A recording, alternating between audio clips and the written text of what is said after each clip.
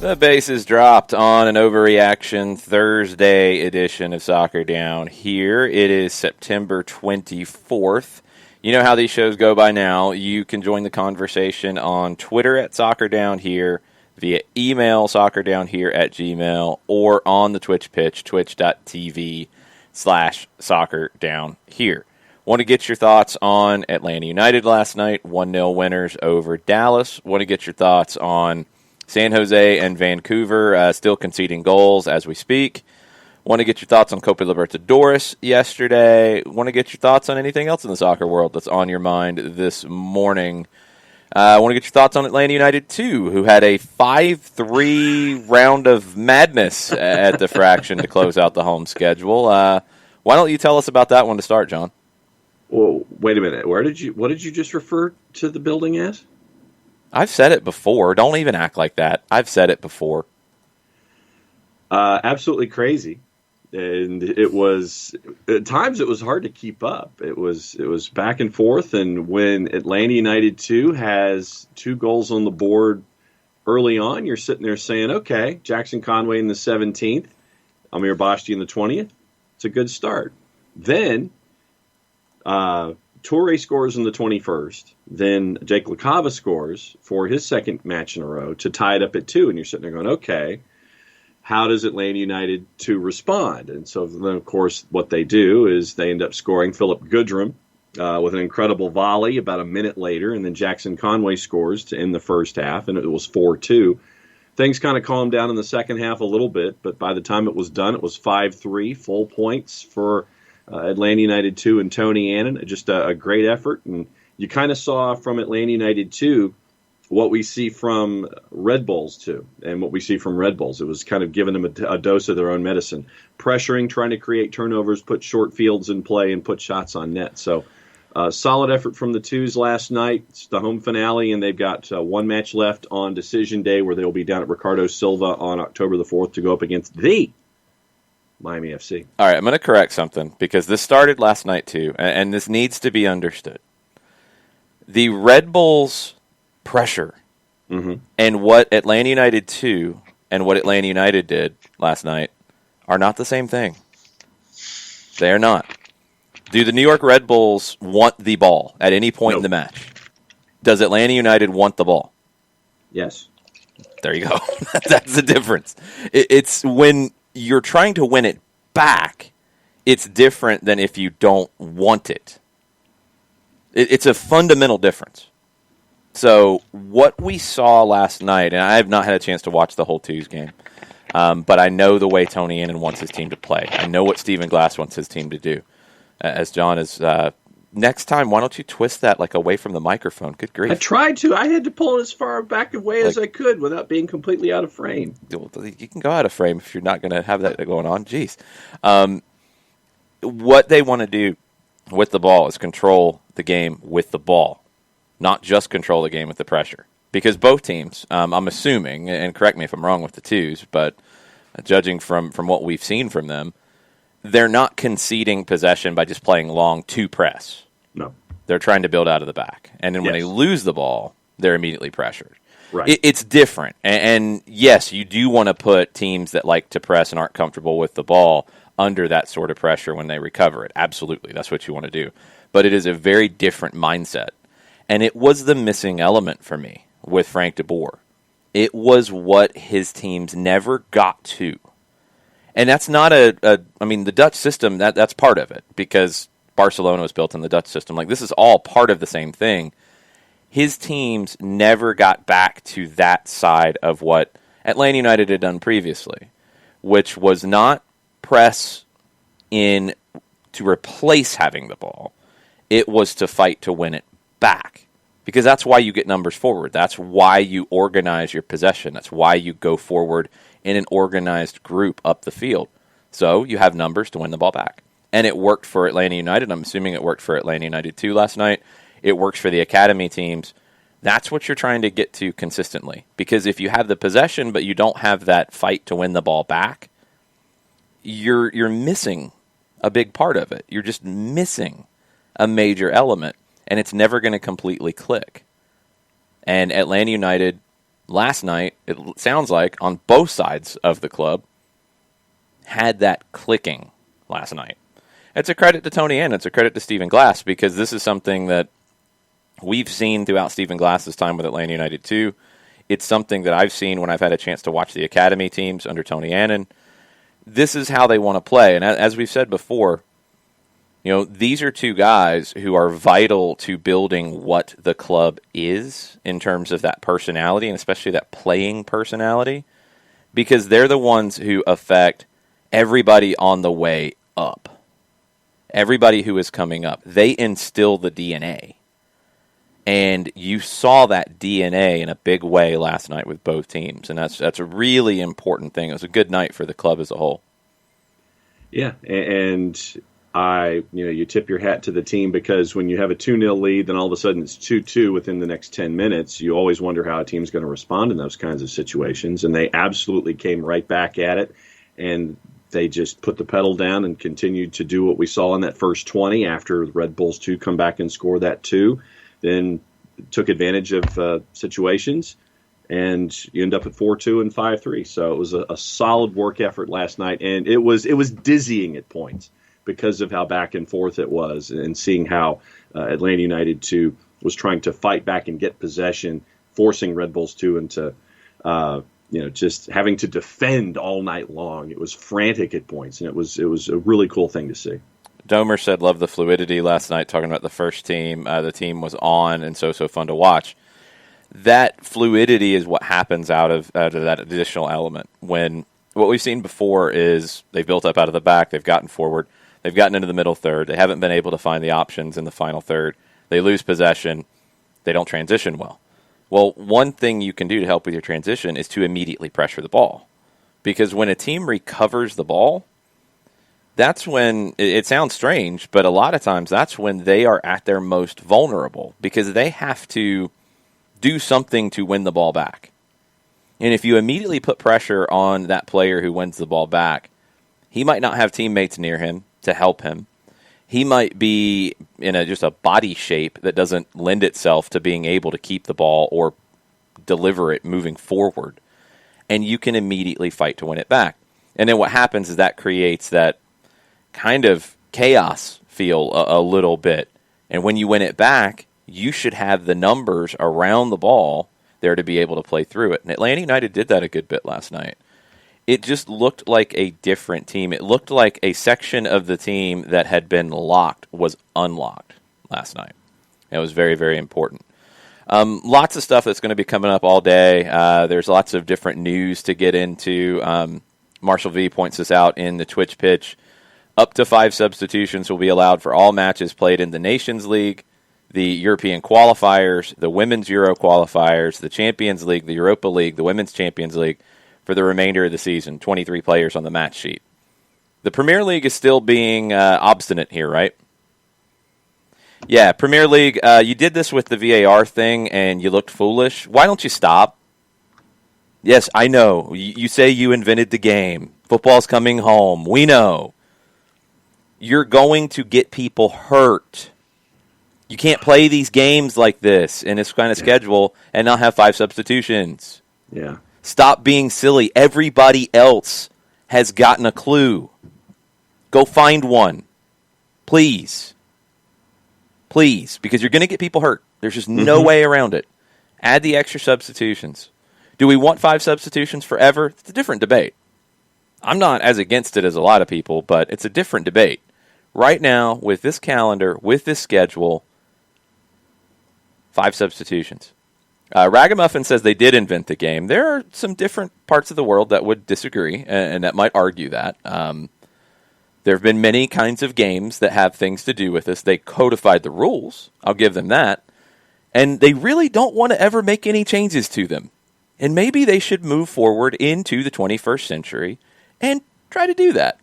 They looked like fools with this idea, we can't go look at the monitor. Well, why? It's going to help the referee make the decision. We can't go look at the monitor. Well, why? Everybody else is doing it, and it's actually helped. No, we can't do that. Okay, miss a bunch of calls and get people upset. Okay, now we can go look at the monitor. Well, now everybody else is doing the 5 subs, so do the 5 subs. Come on, please. Come on. I'm checking to see how many injuries there were last weekend in the Premier League. Well, no, it's not going to happen like that. It's not going to happen immediately. It's going to take time. But when you're playing 3 and 4 games, we're playing 3 games a week over an extended period of time, that's when you're going to get the hamstrings. That's when you're going to get the quad injuries. It's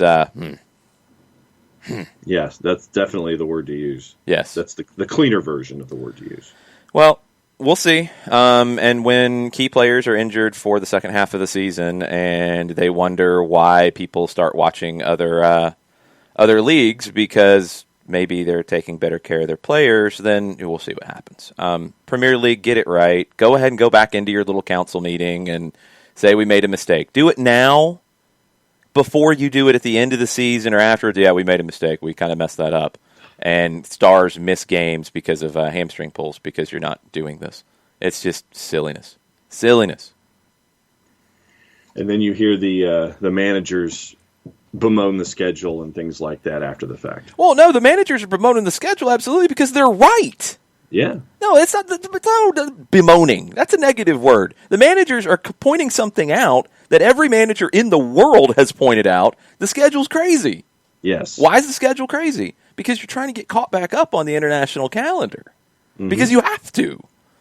So, to do something crazy, why don't you try to make it a little bit easier? We can't have that. That's logic. That's just no. I mean, ragamuffin. Come on, my friend. Yes, MLS had 5 subs and Dom pulled his hammy. People pull hamstrings. Mm-hmm. You are going to increase the likelihood if you do not have extra substitutions right now. It's a risk game. You're increasing the risk. Why do you want to do that when every other soccer organization in the world is doing the 5 subs? You look like you think you're better than that, and it's goofy. Thank you. That was the phrasing I was trying to get to. It is goofy. It's just ridiculous. Anyway, Mizzano, I don't know. I'm fired up this morning because Atlanta United got a win. And there's all kinds of craziness, and England is being obstinate again. And I just like using that word because it's a fun word. Obstinate. It's a fun word. Yes. Let's see. What else we got on the board this morning? Lots of different things in the world. Let's talk about Copa Libertadores real quick because I figure this is going to go deep down the Atlanta United rabbit hole very quickly. I'm wearing my Defensa y Justicia shirt this morning because they got a huge win in Copa Libertadores last night and are right now in a qualification spot to go to the knockout round. They beat Olympia at home yesterday, 2-1. You had any other upset kind of things from last night? Gremio? Gremio was a plus 218. Okay. Internacional was a plus 152. Gremio got the 1-0 win there. That's an upset, yeah. That's the only numerical juice boxian upset that we have. Everybody else was either a draw or a favorite. Okay. Gremio pulling that. That's a big one. Let me see what that does for them in the group. That brings them level with Internacional, both on 7 points. The other 2 teams in the group are on 4. So that group's still wide open. Games tonight, you've got 3 in a row. You've got Jorge Wilstermann hosting Peñarol. You've got Independiente Medellin hosting Boca. And you've got Delfín hosting Santos. Any interesting numbers on those? Wilstermann at a plus 119 at home. Peñarol a plus 223 on the road. Boca's a minus 159 on the road. Independiente Medellin's a plus 426. Mm-hmm. Santos a plus 110. Delfín a plus 238 at home. Yeah, nothing jumps out at me there. Santos should win. Boca should win. Jorge Wilstermann, Peñarol's a little bit of a toss-up. Peñarol's just been so bad this season, but Wilstermann has played 1 game since March, so we'll have to see. But those are all on Fanatis. Those are all on beIN Sports. If you don't have Fanatis yet, you can do the free trial. Go to fntz.co/soccer down here. That supports the show even by signing up for the free trial. If you convert it over to a subscription, and I highly recommend it because if you want beIN, Goal TV, TIC, the Argentine League, all kinds of different programs, and they archive the games, which is very cool. I had a chance to go back once the Marcelino Moreno stuff popped up to watch some old Lanús games from last season to get a good feel for him. So there's some other added bonuses to Fanatis that have been great. fntz.co/soccer down here. It benefits the show. They're a great friend of ours. I've been a subscriber for about 4 years now. Highly recommend the service. So if you guys are looking for ways to watch more soccer because you're insane like us, Fanatis can help you out. All right, let's get into the Twitter. Atlanta with a win over Dallas last night, 1-0. What did people have to say about it? Well, once it decides to recycle, considering that I had just seen it, and then when I clicked over, everything decided to go back into itself. What in the world does that mean? All right, I have multiple windows open, right? So, multiple windows open, I was looking at the juice boxes for Copa Libertadores, and then as I click back over to the window that has the Twitter on it, it recycled and updated itself with all of the folks who've chimed in this morning. So I had to wait until it recycled with all the new comments before I could sit here and tell you that Herschel Skywalker had a comment about Jeff Larentowicz. He says he may be one of the few players turned... That was at John, not at Herschel. Oh, no question. Jeff Larentowicz may be one of the few player-turned-coaches in MLS. Definitely coach material, no? Yeah, I think so. Jeff had a good night. Jeff struggled a little bit early on with the pace of play, got caught in possession a couple of times. That was uncharacteristic. Found a way to be very impactful. It's not about the goal. Had a big defensive clear at the end as well. But Larentowicz kind of found his footing in the game as it went on. I was worried early on because he got caught just a little slow to move the ball. And it happened multiple times in the first half. But he adjusted because he's a smart player. I hope will be a coach, and I hope he starts in the academy because I think he gets the game at a level that just a lot of people don't. So I'd love for him if that's where he wants to go into, and I believe his dad is coached, so I think he might have that kind of in his genes a little bit. If he can get into that and start with the academy, because I think that's the best way to go. You start with, I mean, Tab Ramos talked about it when he was looking at going into coaching. He had a coach in Spain that turned into a mentor of sorts for him. And he said, go work with young kids first. That'll give you the building blocks for everything else. But go work with young kids first and take your time. And Tab did. I mean, he started with little kids and then moved up with ages, then did the youth national teams for a while. Now he's with the Dynamo. And I think Tab will be better for it because he's kind of seen it all by this point. You know, when you just go immediately into it, it can be tough. Now, some people can make that work. Others don't. I think if the more of a foundation you have, the better off you can be. And for Jeff to go into that, it would be a good thing for American soccer and whatever club he ends up working with. I'll just be curious to see if he sticks around in the Atlanta area when his playing days are done or if he heads back out to California. I'd love for him to join the academy and be part of the coaching staff. Breaking news sounder, please, before we get back into Atlanta United. Okay. Hold on. Mateo's being a little slow.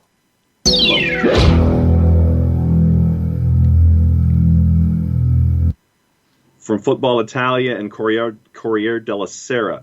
Corriere della Sera reveals Milan forward Zlatan Ibrahimovic has tested positive for coronavirus in the second round of swabs. After confirming Leo Duarte's positive test, the Milan players were subjected to another round of swabs last night, and the newspaper reveals Ibra has tested positive. Pioli must now therefore cope without Ibra in the third qualifying round of Europa League against Norwegian league leaders Bodo Glimt.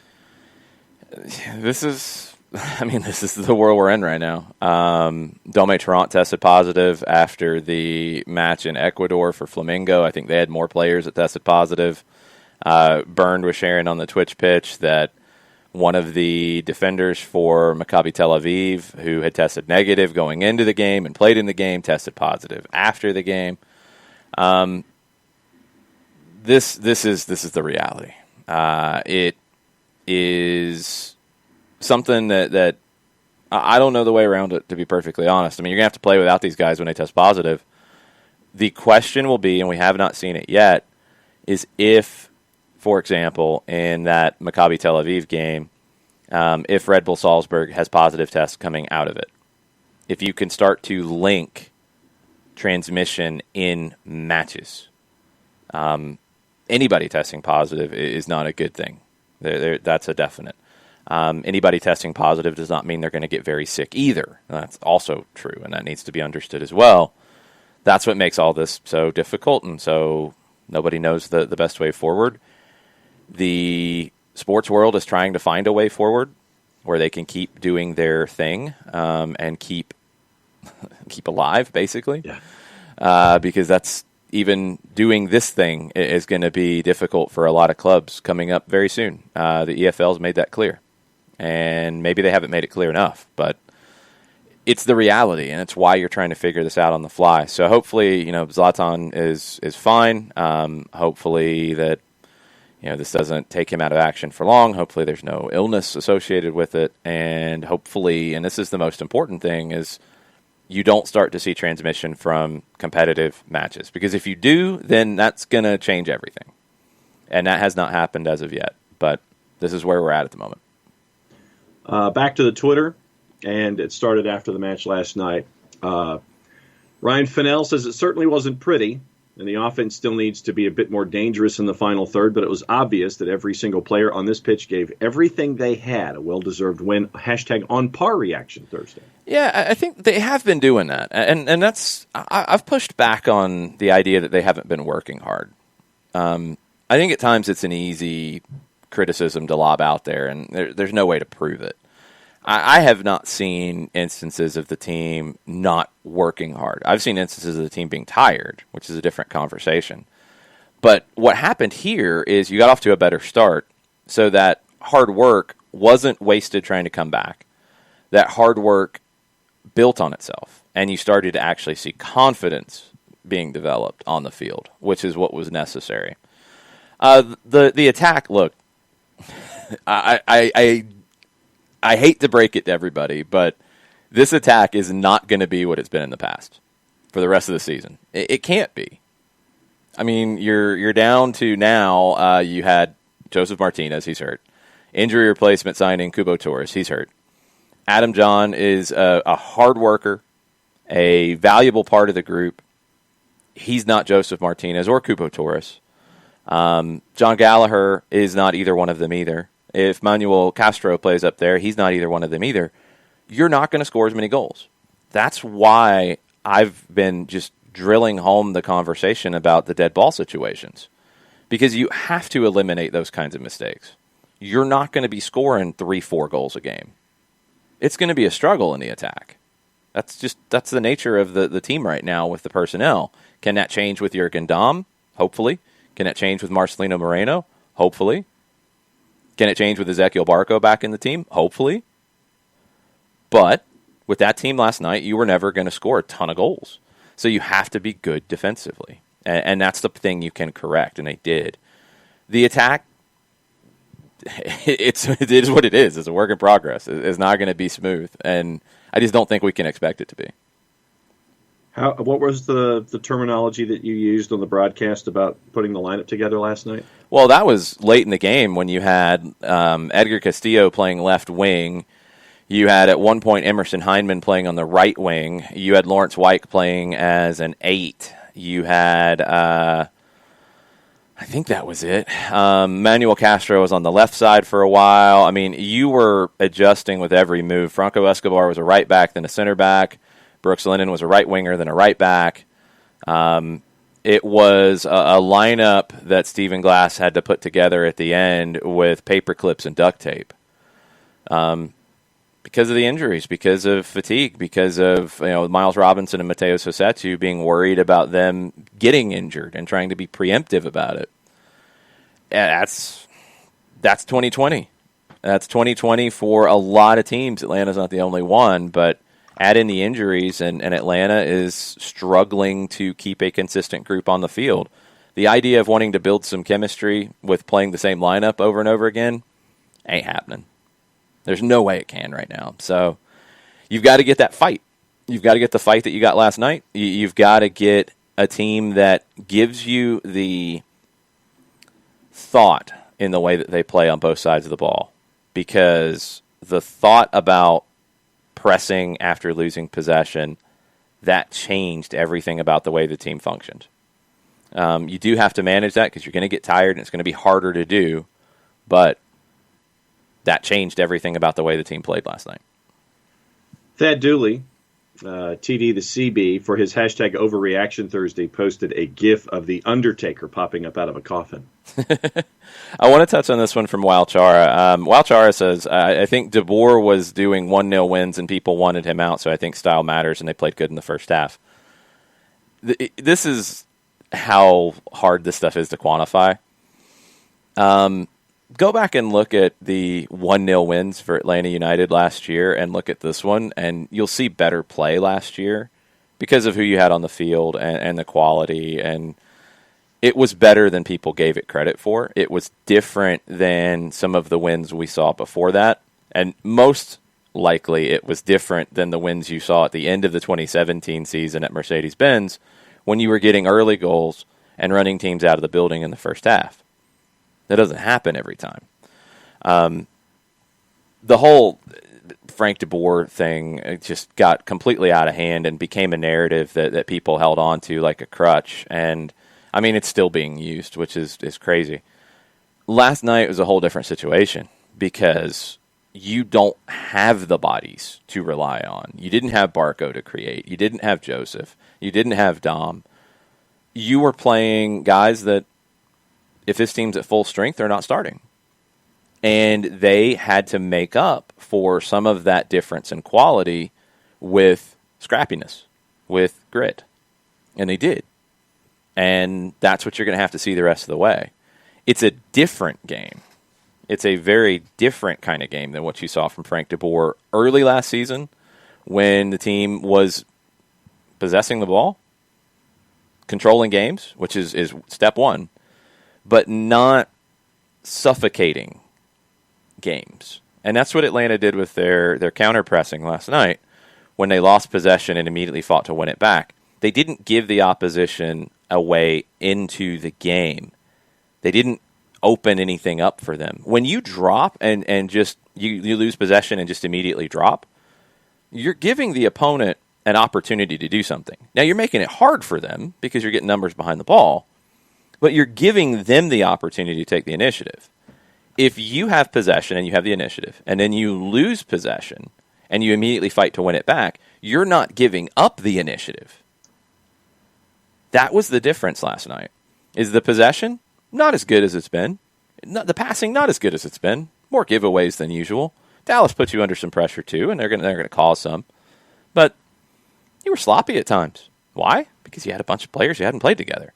How'd you make up for it? By not giving up the initiative, by immediately fighting to try to win the ball back. And that was the best approach last night. And it got you a result because Dallas really didn't create much at all. 5 chances created. That's all they had. Atlanta created 7. I think Atlanta, you go a little bit beyond that, had more of the control than that. But you still created more chances against a team that has been scoring a lot of goals lately. Take that every day. Patrick at AU Hansel is in for his hashtag Thursday Thoughts. He says, it's nice to watch a match for once when the opposing team isn't fouling every chance they get. Helped with the rhythm/flow of the game. Helped with the build-up. No goals/great chances from the run of play isn't great, but glad to get a W. Yeah, you're not going to get a ton of chances. That's just the nature of it right now. You get an early goal, or you get a goal, you get the lead. You don't give up an early goal, and the other team can't get into the cynical fouling because they've got to go try to win the game. You give up early goals, teams can get into the cynical fouling a whole lot earlier, and you don't want to be in that situation, as we have seen multiple times in recent matches. So the way you fight that, you score first, period. Sounds simple. It's not easy to do, but that's the way you deal with it. I thought Timothy Ford had a good game. I'm sure Dallas is going to feel aggrieved about the penalty. I felt like there was a stronger shout for a handball in the area in the first half that did not go to a VAR situation, and I thought it should have. The one in the second half was tough. They did look at it very closely. I never saw an angle that made me jump out of my chair and say it was a handball because I thought it might have hit on the sleeve area, which is not a handball anymore. His arm was out from his body a little bit. There was a question at first, too, if it had come off his head. I don't think it did. It was a tough call. The one earlier I didn't think was as tough of a call. So, anyway, I think they should have gotten a penalty between one of them, and they did, and they converted it. And outside of that, there was really nothing else that Ford had to deal with in a major way. He managed the aggression of the match really well. Didn't have to start throwing cards around like a blackjack dealer. I mean, he did a good job. It was a game that allowed him to do a good job, too, because it never got into that cynical portion. That's what's tough, and that's one thing that I think we have to keep in mind for referees at times, and I need to keep it in mind as well. You know, you can be a good referee and have a rough assignment because of the way the game plays out.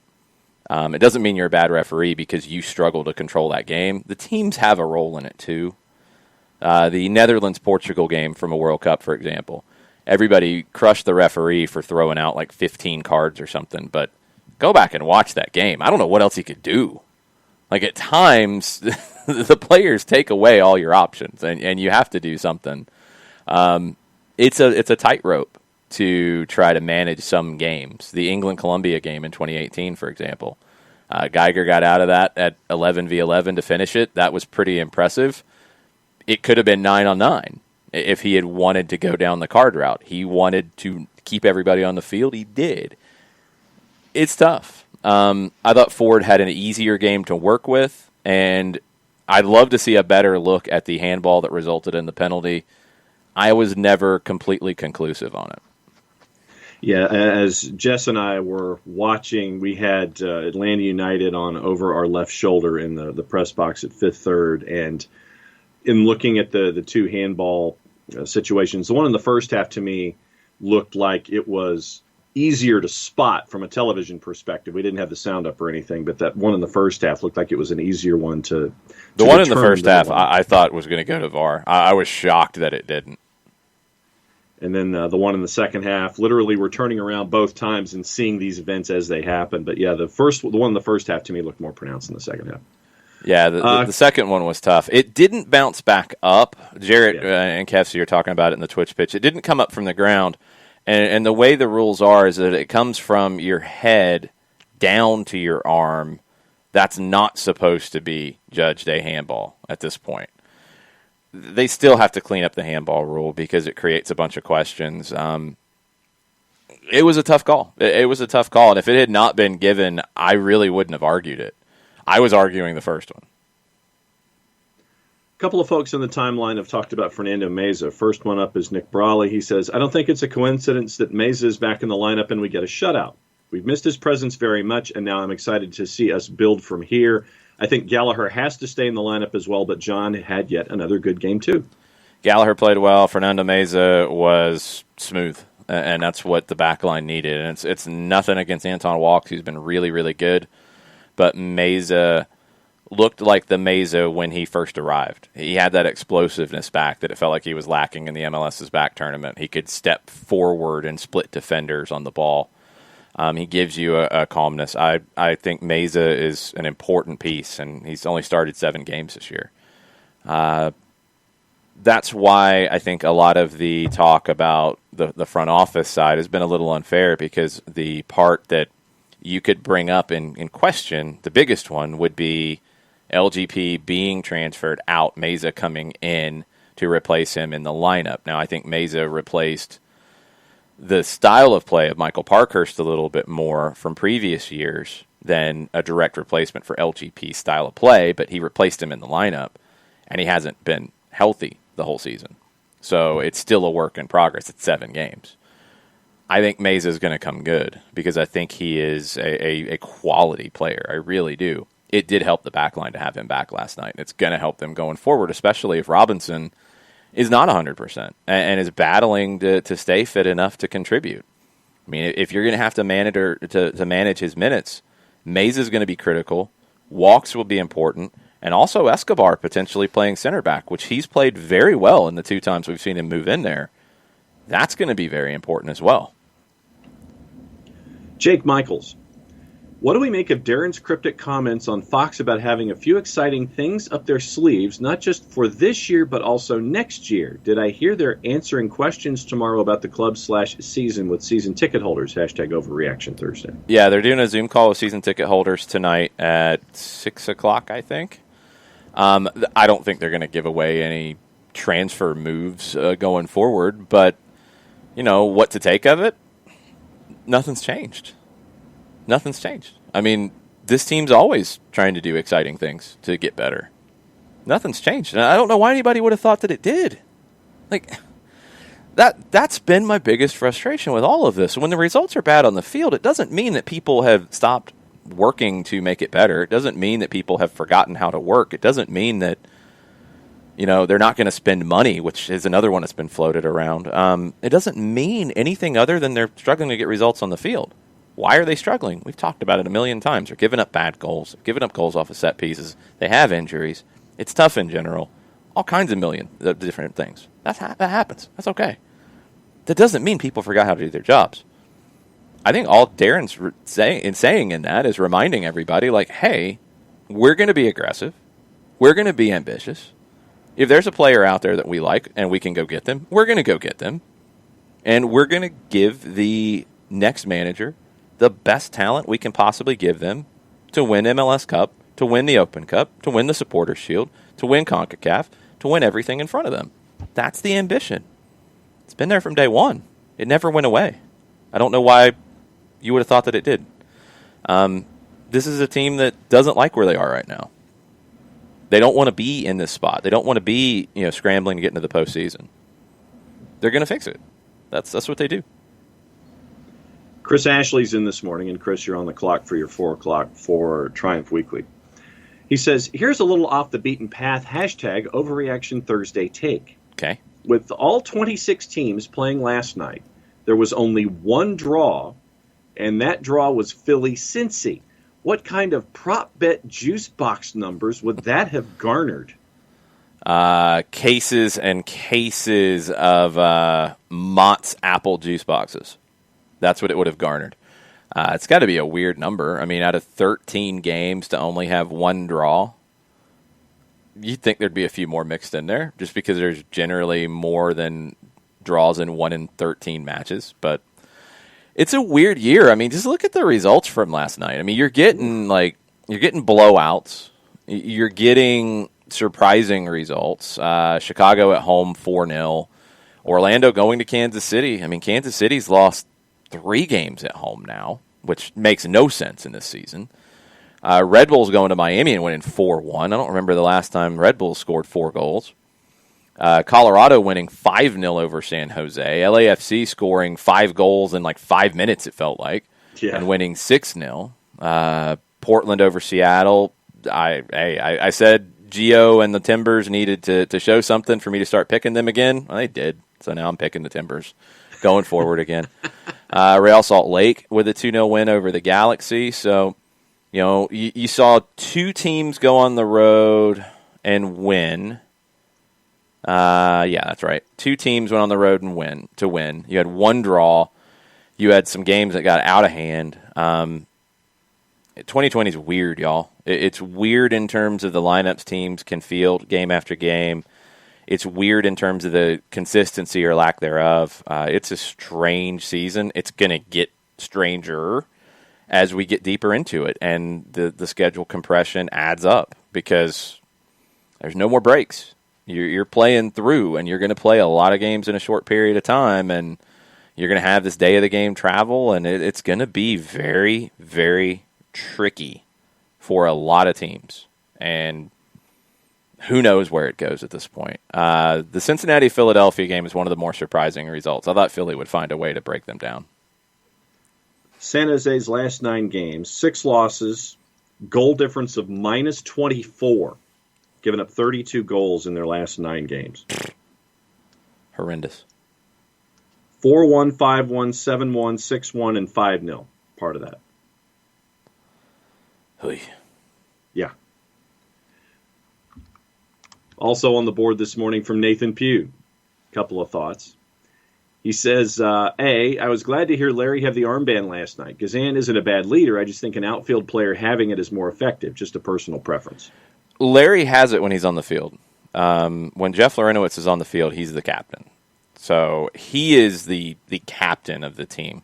When he's not in the team, Brad Gazan is the vice captain. He wears it when Larinowitz is not on the field. But yeah, that's been that way. I think I think there was some confusion in the way the lineup was reported once, at least, when Larinowitz started, and he wasn't listed with the armband. But he has the armband, and I'm with Nathan in that. I've always been that way, and it's nothing against the hashtag GK Union at all. It's just it's harder to be a team leader on the field in that captain role when you're in goal.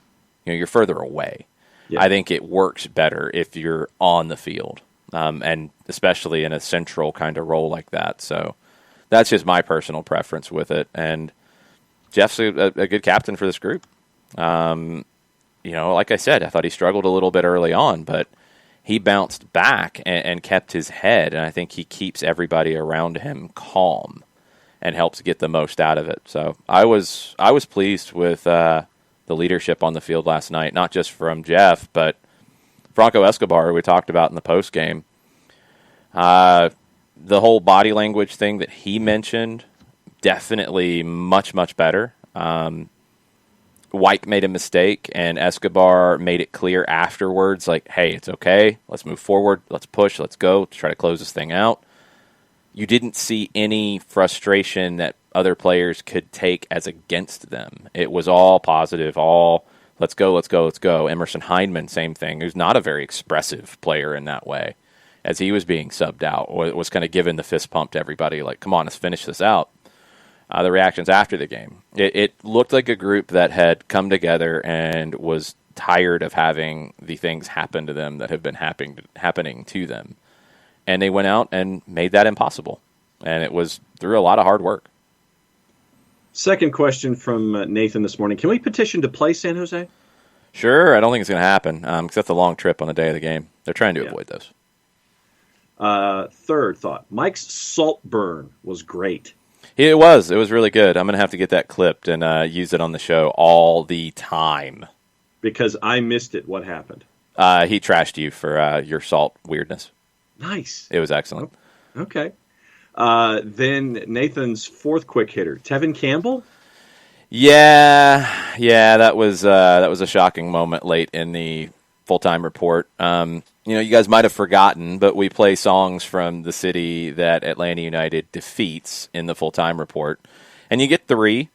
And we had a request for the first one, Ricky Ricardo, gracias.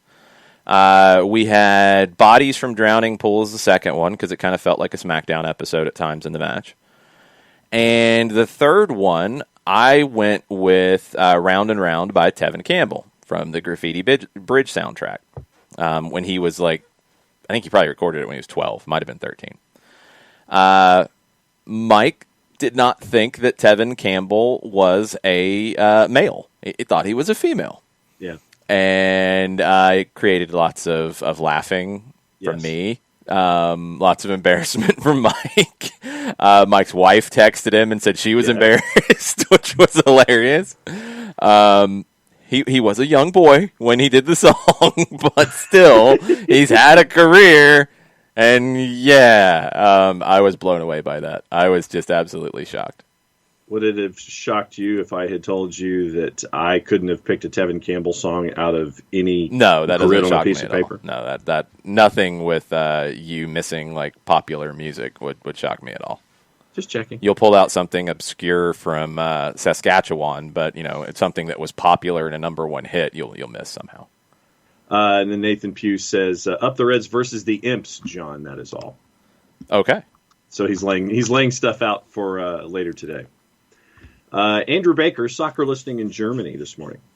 He says, with Gallagher beginning to emerge, can we start to call him a like-for-like Gressel replacement? He has more speed and attacking intent, but can't always put the ball on a plate yet. Not looking for an argument of who's better, more of what to look forward to. Gallagher is a Gressel replacement? No, I don't see it. I think Gallagher is going to be not playing in the same roles exactly. He's got a different personality. He's going to drive to goal more, and Gressel was not. Gressel was going to hang out wide and hit crosses, especially early crosses, or hit passes early. Gallagher's faster. They're different players, so I don't even think you can really compare. I don't think he's a replacement. Lennon was the hashtag Gressel replacement, and Lennon's far more similar, although he can get to the end line a little more effectively, and he can play right back in a line of four, which is something that Gressel was never comfortable with. So the hashtag replacement thing, we really got to get away from that. Really got to get away from that, because Barcelona has not been looking for hashtag Xavi replacement, hashtag Iniesta replacement. You can't do that because your team has to evolve. Yeah. You don't just want to have somebody who did the exact same thing as somebody else. Like, you never change. You've got to evolve. So the hashtag replacement stuff, please stop. I would like to place a moratorium on hashtag replacement conversations because they are counterproductive and they're not accurate. They're just not accurate because it's not about replacing. And I guess it's the same thing, although the whole thing about Marcelino Moreno and Miguel Almiron got twisted so far out of shape from what it actually was. He's not a Miguel Almiron replacement. He's not a Miguel Almiron clone. He doesn't play exactly like him. Are there elements that they have that are similar? Yeah, absolutely. Just like there's elements that Gallagher and Gressel have that are similar. Just like there's elements that Lennon and Gressel have that are similar. That's comparing players. But the hashtag replacement thing, it's not accurate. It's never accurate because you're not just looking to be the same team that you've always been for decades upon decades upon decades upon decades. Okay, I need a clarification here to read this next one. Okay.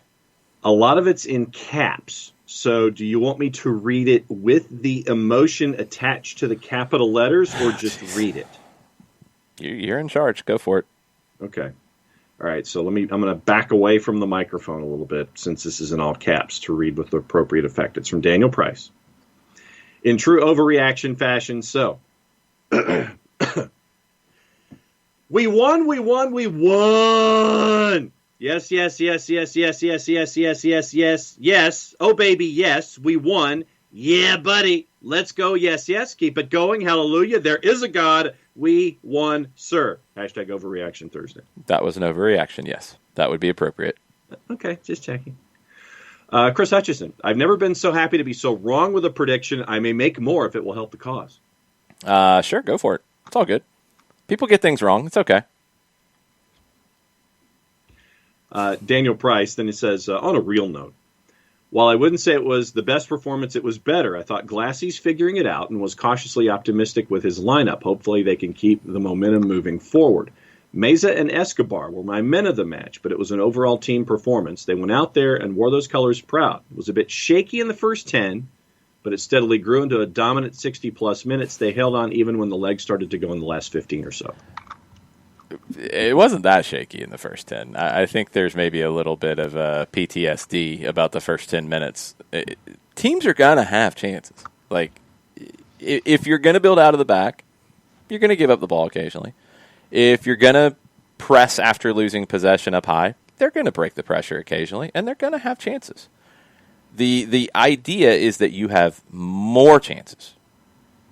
That's the whole point. You can't be afraid of conceding a chance, because if you are, what you turn into is what I've been sad to watch Jose Mourinho turn into at times. Now, I think he's out of it at Tottenham. I think he's got a different approach again. But when you hear a manager say some of the things that Mourinho said, as it really felt like the pressure was getting to him. I think Real Madrid and the lack of success there in winning Champions League broke him. Manchester United might have tried to finish the job on him. It didn't. The second run at Chelsea was pretty damaging. He got scared to the point that he said, we don't want the ball. If we have the ball, we can make mistakes. We don't want to make mistakes. You can't play that way and have long-term success, in my opinion.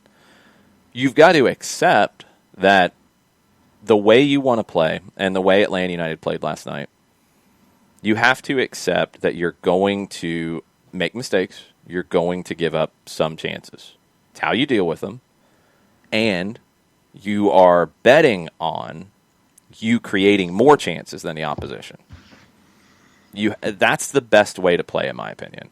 Because if you play the other way where you're worried about it feeling shaky at any point, you're going to play scared. And what do? You turn into FC Cincinnati. And that's not fun. I feel horrible for Cincinnati fans and people who cover that team because it's not fun. You know how they're going to play. They're afraid to give anything up. They're afraid to get too many numbers forward. They play afraid. It's not fun. I'd rather see this team because it kind of, and it takes it to a different conversation, but it's kind of that whole point about I'd rather win 4-3 than 1-0. It's the same mentality. You'd rather play to win than play not to lose.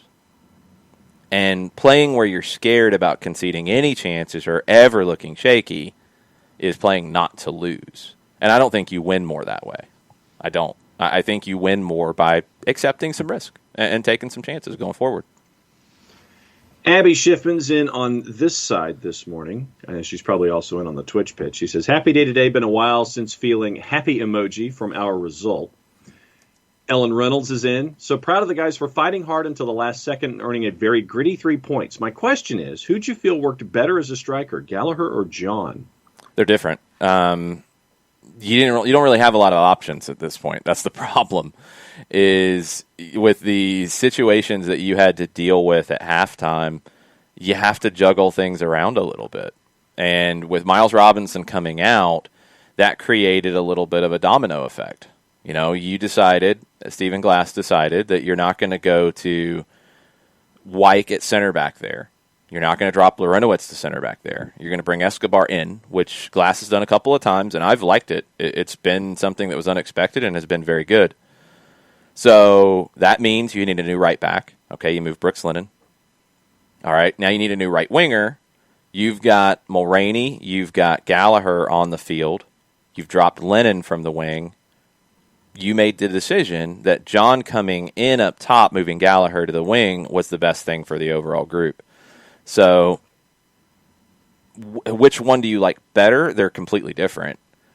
I don't think Glass really had a choice, and I think there's going to be times this season where he's not going to have the choices here. Whether it's Tyler Wolff getting minutes up top or out wide, whether it's Gallagher getting those minutes up top or out wide, whether it's Manuel Castro getting those minutes, you're going to have to turn to somebody at different points here just because none of them can play all 90 minutes the rest of the way. It's just going to be impossible. Gallagher gives you a little bit more of the ability, and Bernd pointed it out in the Twitch pitch, for that ball over the top at times, to mix that in, to keep the defense honest. You do want to build out of the back. That is your primary. But when it's on, when you don't have an option to play out of the back, when the other team does have numbers up, you can pump that ball in over the top with Mulroney, with Lennon, with Gallagher, up top to chase. I think you can do it with John up top to chase, because what will happen is John might not win the ball initially if it's over the top, but his pressure creates mistakes consistently. His defensive pressure is a big part when he's on the field, where he's not going to get assists for that, but he's going to cause turnovers and create opportunities. It's big. It's big. And what it does is it allows you at times, because you're not a primary pressing team, you're not doing that all the time to avoid possession, but it gives you those opportunities to where, okay, you played over the top, especially last night. You could pressure Jimmy Maurer, not great with his feet.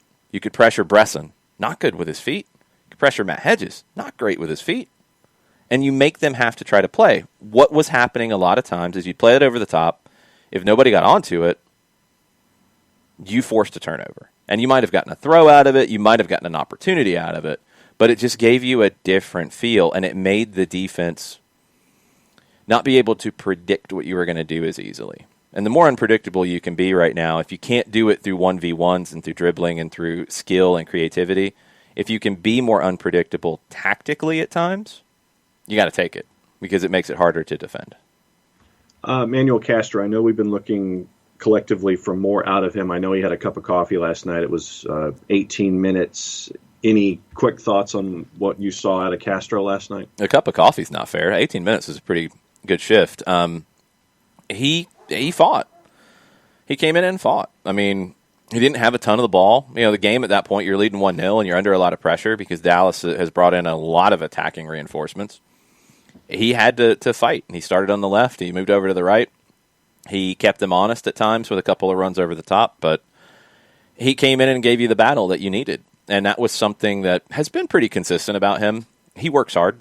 You didn't get to really see him with any chances in the final third, which is where he has to be better. So the game played to his strengths and his ability to fight in that game.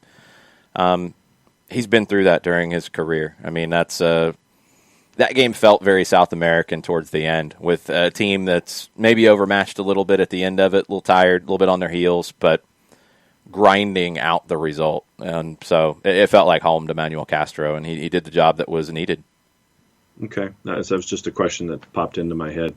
Bartimus Prime, was it the Atlanta United win or the new pillow I bought that allowed me to sleep a whole 8 hours last night? I'm going to say the pillow. I don't think it was the win. I think it was the pillow. I think it was probably refereeing at Soccer in the Streets and listening to Mike and I yell in your ear the whole time. That was probably part of it. Chiefs coach Steve with a question. He says, is Larry scoring a goal the equivalent of burning sage? I think Larry attempting a bicycle kick is the equivalent of burning sage.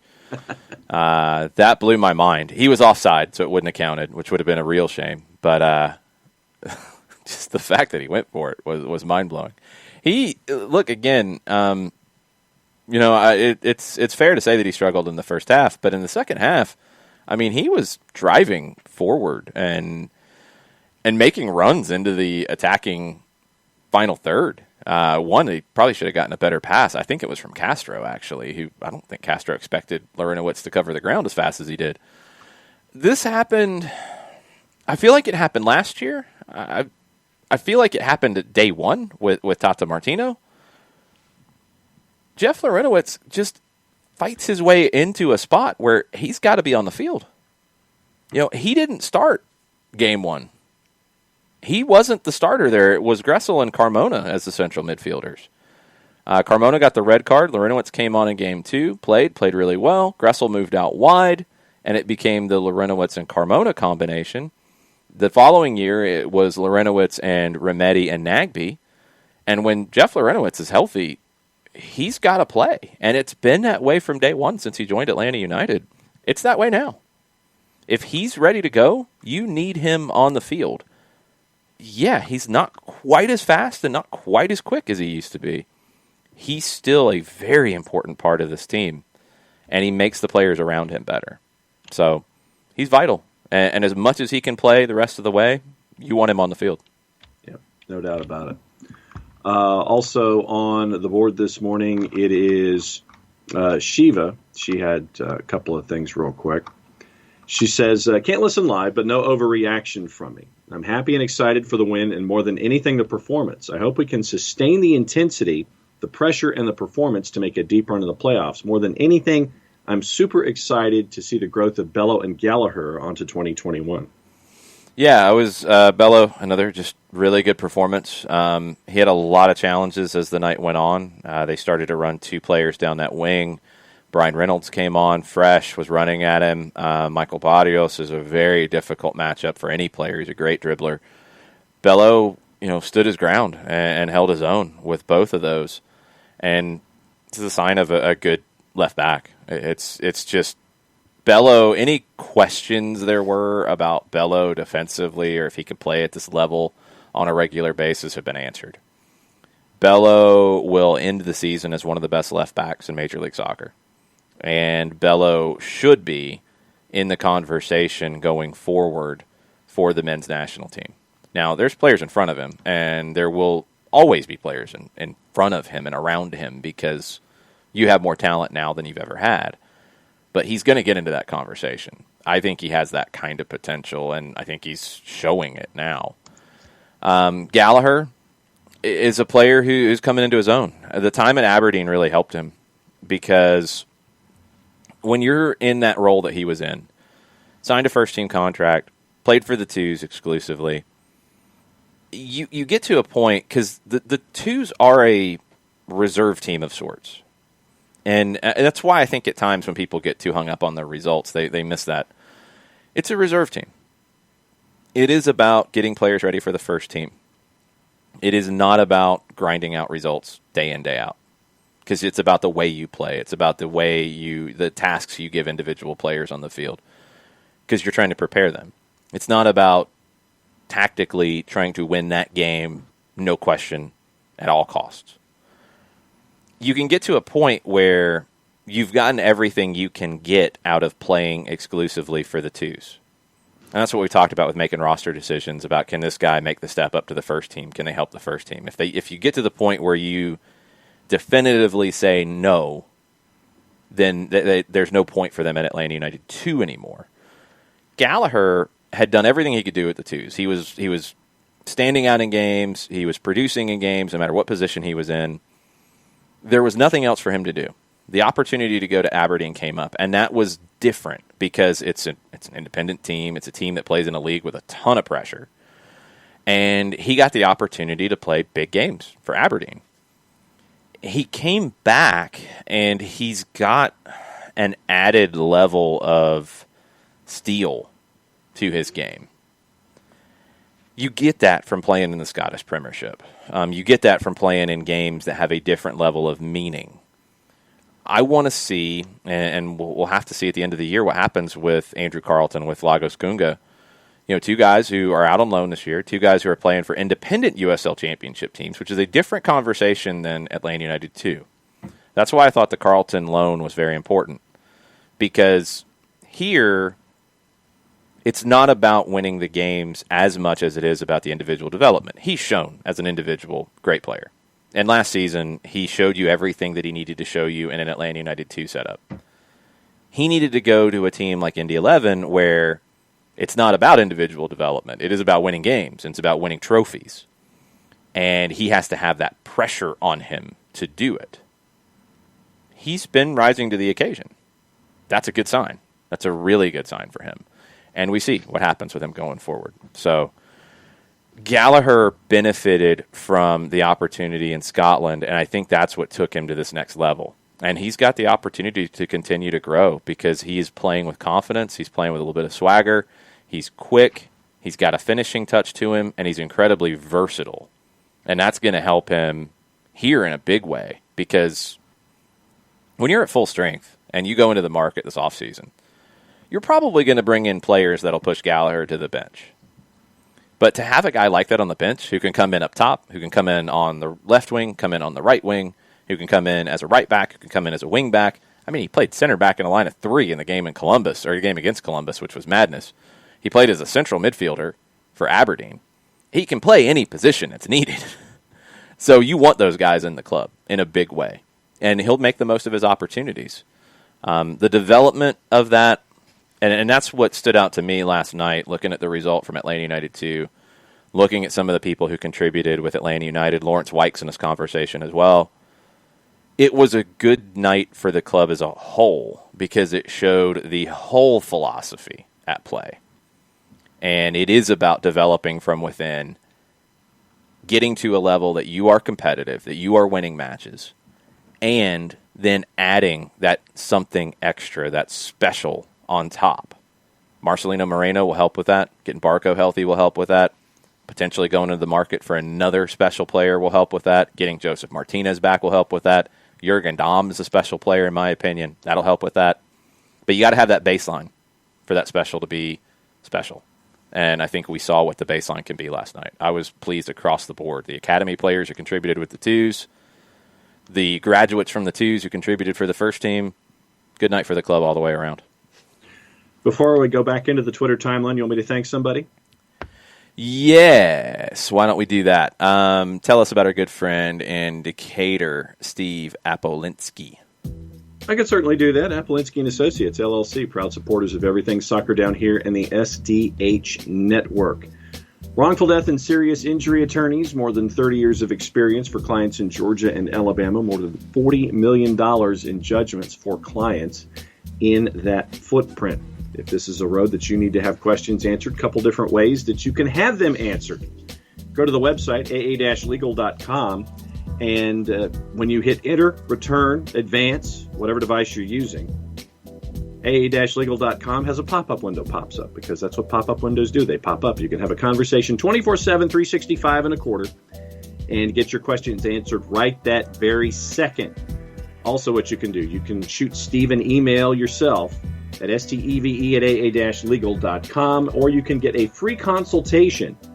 Give them a call at 404-377-9191, recognized as Legal Elite by Georgia Trend Magazine for one of the top 100 firms in the state of Georgia. For wrongful death and serious injury matters in Georgia and Alabama, there is only one place to go, one solution, and the guy that can do it is Steve Apolinski. The website is aa-legal.com. You changed it up again. Yeah, I added a couple of things, reinforced a couple of things, and, I came in a little under the wire, had to wait for a second. In the end, it was okay, I think. All right. Morning, MOC. Why don't you tell everybody what MOC stands for? Because you create things that don't really stick, and then people get confused. No. He is the Minister of Culture for Austin FC. But you're the only person who calls him the MOC. Because to call him the Minister of Culture takes up too much time. But nobody knows what you mean when you say the MOC, because nobody else uses that. If you've seen the commercial with him promoting MLS at 25, the big screen behind him has the Austin oak, and it's got Minister of Culture as he's sitting there and talking. And it didn't say the Austin oak and have MOC underneath it, though. It had Minister of Culture, though. Exactly, because that's what he is. He's not the MOC, because nobody knows what MOC is. CEO, they know. MOC, really? There's the BMOC and the MOC, all in the same spot. That's different. That's a whole different thing. Now you're changing it again. I'm adding job titles to Matthew McConaughey's business card in Austin, Texas. Phoenix had your back. Phoenix ATL and the Twitch pitch had your back. You guys might be the only ones. Just kidding. Not really. Four Cards said, does anyone else have a Minister of Culture? Not that I know of. No. And if McConaughey is going to be the Minister of Culture, what does that mean Ryan Reynolds is going to be at Wrexham? Owner. Is he going to be better than your favorite Mindy Kaling? I don't know. It depends on what Wrexham does and what their level of success is. Do not start with preemptive trashing of Van Wilder, sir. I will have problems with this. I'm looking forward. That is one of the greatest underrated movies. Investment.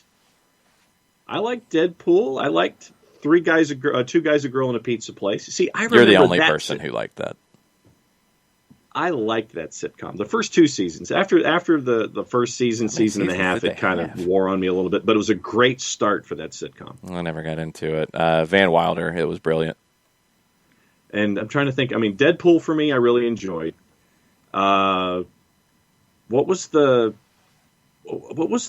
one where he was a cop with Jeff Bridges and they were like dead and they tried to go after dead people too? They were dead cops and went after dead people? What? Yeah, it's like dead, it's like DOAPD or something like that. I got nothing. He's prone to go out there and kind of do projects that are off the beaten path, but no, it's I like Deadpool, and I have not seen Van Wilder though. Van Wilder is brilliant. It's one of my favorite, just completely under the radar movies. It was, I think, maybe the last good thing that had the National Lampoon tag on it, because they got into some bad ones, and then the multiple sequels to Van Wilder were not good, but Van Wilder was hilarious. Because if you're going to have a sequel to Van Wilder, don't you need to have Ryan Reynolds involved? Well, no, you try to emphasize some of the other characters, and then you can always do like the college ones where you have the next class or whatever kind of nonsense. Thank you, Chiefs Coach Steve. It was RIPD. That was the one I was looking for. There you go. I never even heard of that. And Tofka also says it was, RIPD. So thank you, Steve. Thank you, Tofka. Never even heard of that. That's so funny. It was, and Jeff Bridges looked like the Wild West sheriff. He had the big beard and everything that just went down the center and the big hat and everything. And you're just kind of sitting there going, really? It's a bad idea. Okay. Let's see. What else we got here? Phoenix wants me to take the L. I'm not taking the L. I refuse, Phoenix. The MOC thing. I just wanted to make sure people knew what you were talking about because you say it and it's not an accepted abbreviation. Four Card has a question. Who would be Atlanta's Minister of Culture? Ooh, see. Wow. That is. Could you have a rotation? No, it's not the Ministers of Culture. It is the Minister of Culture. Wow. It's not the M's OC. See, thank you for doing that because a lot of folks would go MOCs. No. It's like mothers-in-law and poets laureate. It's M's OC. Very nice. A lot of people sit there and go poet laureates. No, it's poets laureate. Right. Mother-in-laws. No, it's mothers-in-law. Correct. It's RBI. It's not RBIs. It's not runs batted in. Right. It's runs batted in. It's R's BI. You're still thinking of who the Minister of Culture for Atlanta would be, and you're stalling, right? You're damn right. That's what I thought. I don't know. I mean, there's Outcast? Well, no. I mean, it's got to be somebody with the club, I would think, or somebody around the club. I don't know. I mean, I don't know. I really don't know. I guess Waka would have been in that conversation. Yeah. Because Waka's been around a lot. I mean, Archie Eversole would be in the conversation. He's been around a lot. Yeah. I don't know. Maybe it's something that the club can go look for. I'm not sure. Atlanta Phoenix, because there's a Phoenix ATL and then there's Atlanta Phoenix in the Twitch pitch, which can be a little confusing at times. Yes. Phoenix wanted me to take the L, and I'm not. Atlanta Phoenix says, what does a Minister of Culture even do? And am I the Minister of Culture on the Twitch pitch? I think that I could be. I mean, there's only two of us, so it's one of the two, and I use salt in my food, so I'm going to say that gives me the Minister of Culture title. The Minister of Condiments. It's a different kind of MOC. Yeah. I knew who Tevin Campbell was, and I knew that it was a male, so that gets me the Minister of Culture title. No question. I'll take it. Out of the two of us, I will take it. You'll take that W, and I will defer on that one. No question. I will take it. Minister of Culture.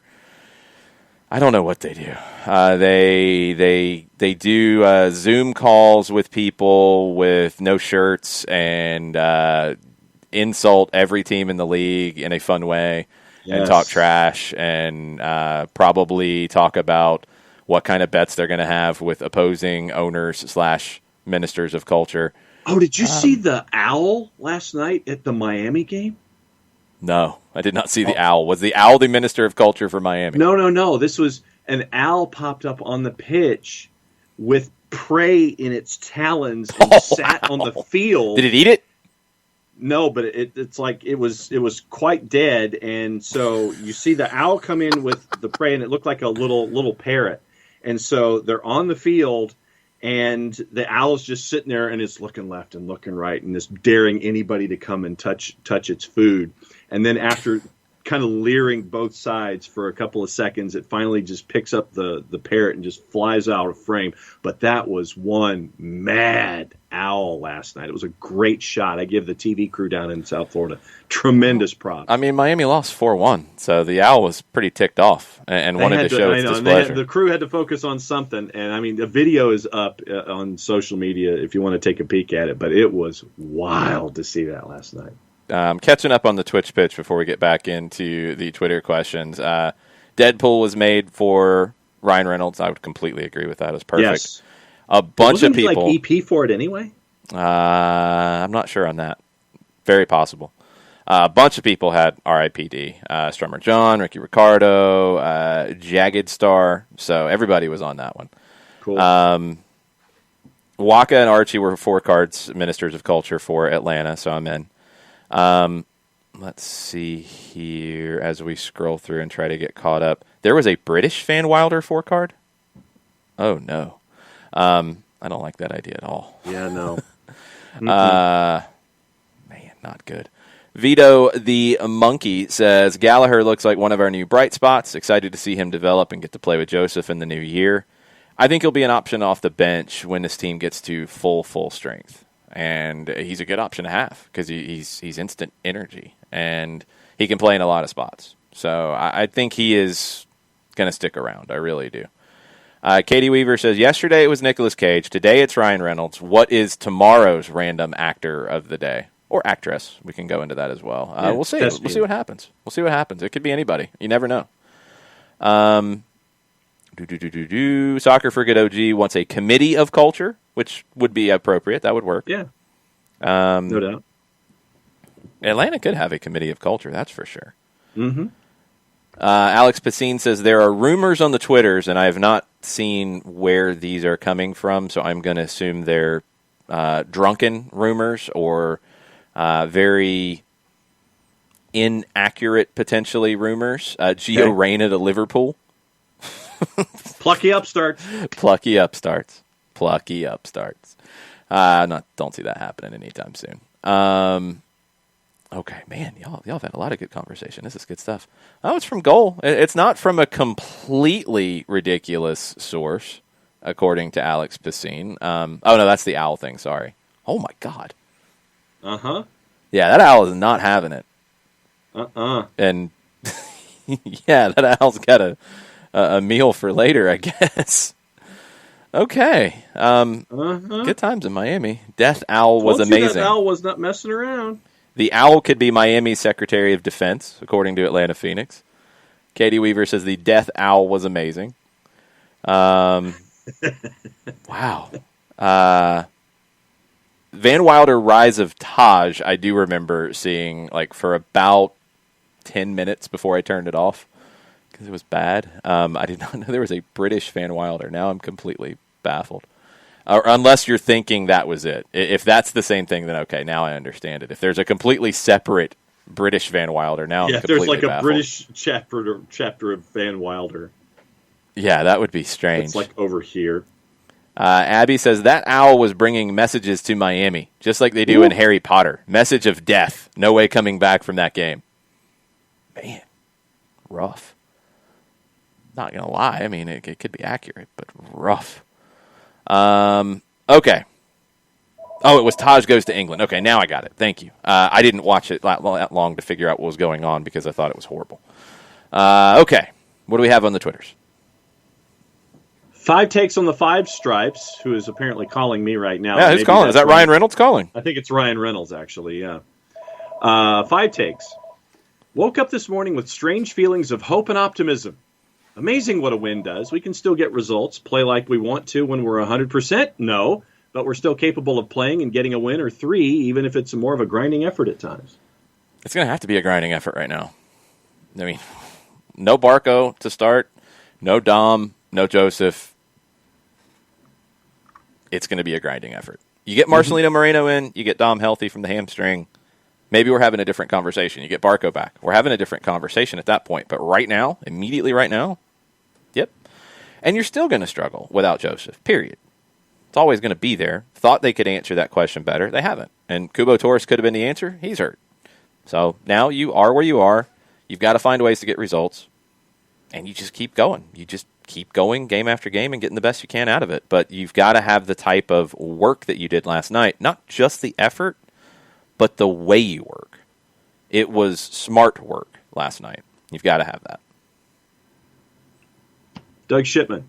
Hey, at Longshoe, at Soccer Down Here. Hi. Do you think the player management for Barco, Robinson, and others is right, or are they being played too much? Well, they're not being played too much. Barco's not. So it just in general, in terms of managing minutes, it's impossible for us to know. Robinson in the first 45 looked okay. I didn't notice him laboring or anything. When I did Southern Fried Soccer with Doug said that there was a moment where I think Robinson had went up for a corner and was jogging back and kind of holding his arm, grabbing his arm. I didn't see that. I missed it. I didn't think that he was at risk for coming out at halftime when we got to halftime. But I'm not seeing all of the data, that you're going to see from the monitors that they're wearing of, recovery, of speed, of how many sprints, and I'm not going to see where they were in practice. I'm not going to have that baseline information. So there's really no way we can answer that. You do have to be careful at the moment, and it's why Dallas didn't start Jara, Mosquera, rotated guys. It's why every team is rotating players, every smart team, because what you can do if you don't is, yeah, you might get a win and a good performance out of them, but they could get hurt the next day, the next match, and be done for an extended period of time. You're trying to prevent the extended injuries, and if that means 45 minutes here, or if that means not starting, being day-to-day, that's the trade-off. There's no way to know if it's being done correctly or if it's too aggressive or not aggressive enough without knowing all of the data, and we don't have it, so I really don't have a way to answer it. But I know they're thinking big picture, and especially with younger players like a Robinson and like a Barco, you're thinking long-term for them because you don't want to do damage to them in a season right now that is a big challenge physically. Yeah, I'd mentioned folks had been commenting about Gallagher and Meza in the timeline. Quay, certified young person, that's his handle, at Quaalude3, says, I like seeing Meza back in the mix, providing stability to the defense. Gallagher had great energy up top. I hope the team's able to build off of this. That's his on-par reaction for today. That's on par. Good stuff, Quay. Good to see you. See Quay on the Twitch pitch occasionally. Yes. Antinho, going to catch up later, but second balls. Yeah, the duels number, or the duels, because we have to do that for sure forever, because that's what they will always be in Atlanta. The duels, let's see what that ended up at. I was a little surprised where it stood. 61-45, Dallas. It didn't feel that way. Duels are kind of a hard thing to quantify because they lump a lot of stuff into that. Second ball is a better way to put it, and I'd love to have that stat easily attainable. I don't. It felt like Atlanta did a really good job recovering the ball in those kinds of situations. It was important, but again, it was that commitment, because if you're going to get those numbers forward in a possession sense, you're there. So you've got to try to win the ball back quickly. When you do play long, if you don't win it cleanly the first time, if it is a half clearance, a poor pass, it's a 50-50 ball, you've got to try to win those. And even though the duels went against Atlanta, I feel like they did a good job in that area in this one. Uncertain times, at Who Took My Thrash on Twitter. One other thing which helped my viewing pleasure, less fouls. 23 total or something closer to EPL levels than normal MLS. Made watching more fun, and Atlanta fouled more than it was fouled seemed very rare. Was the game that much cleaner or a freewheeling ref?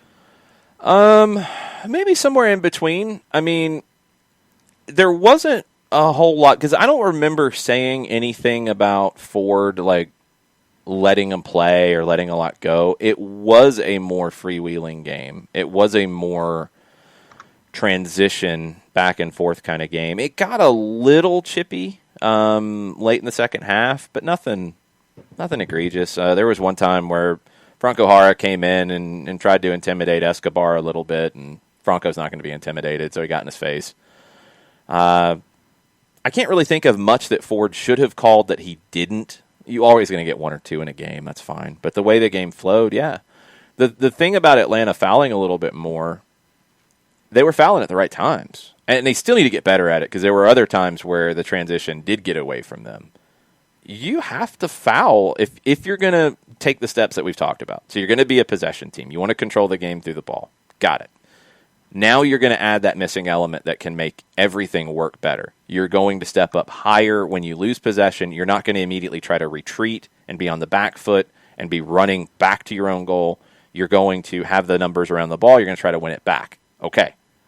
Sometimes that's not going to work. What's the third step? Fouling, breaking up the transitions, committing the foul, preventing the RSL goal to beat you last year, committing the foul. Taking the card, doing it. Atlanta did that a little bit last night. They need to get better at that. They need to just understand that, look, that's part of it. You take a yellow there, you take a yellow there. You have to. But you have to break up the play at times in those moments where you are possession, you lose it, you try to win it back, you don't, the other team starts to break. They can have a 4v3 or a 5v4 or a 3v2. You don't want that to happen. Boom, foul. You got to do that. You got to do that better. And 14 fouls, fine. If the game called for 18 or 20, you better be ready to commit them. Tiki Taka and El Mataflow. Once again, they add comments about Meza. El Mataflow, good to be back in the W column. Meza really showed similar shades to Parkey, as you mentioned earlier, which stood out because he's been out. Interested to see John up top more in a 2017 Joseph role, press and get in behind. He's not going to get in behind in the same way. I think he's got a little more quickness than he gets credit for. What I like about him is in those moments where he doesn't get in behind, he can trigger the turnover with his pressure because he has no problem going in and knocking somebody over. And he did that a few times. I think he had maybe 3 fouls in his time on the field. Good. Be a bulldozer. I think I called him that at one point. Get physical. Because what happens is once you knock somebody over the first time in that situation, and look, our center backs get knocked over all the time from late hits. If they're going to do it, you got to do it too. So you go in strong, you commit a foul, the next time that defender might be a little hesitant. Might be just a little like, and you give it away. So John can be effective. He's going to be different than Joseph, obviously, but he can be effective. You can find ways for him to be effective. That's where you get into that whole idea that the hashtag replacement is the hashtag replacement is the hashtag replacement. No. Mm-hmm. Different personalities can be effective in different ways, and you want that. And John can give you things that Joseph didn't. Joseph gives you things that John doesn't. It's okay. You got to find a way to be effective with what you got. And last night felt like a night where they did. And Tiki Taka, Mesa's calming influence and leadership was the big difference for me last night. The back was so organized. Yeah, and it goes back to something that I've tried to differentiate. I don't think the back line has been unorganized a lot this season. There's been times where it has. But in general, I don't think that's been the issue. It's been transition, which you dealt with better last night multiple ways. You counter-pressed up high.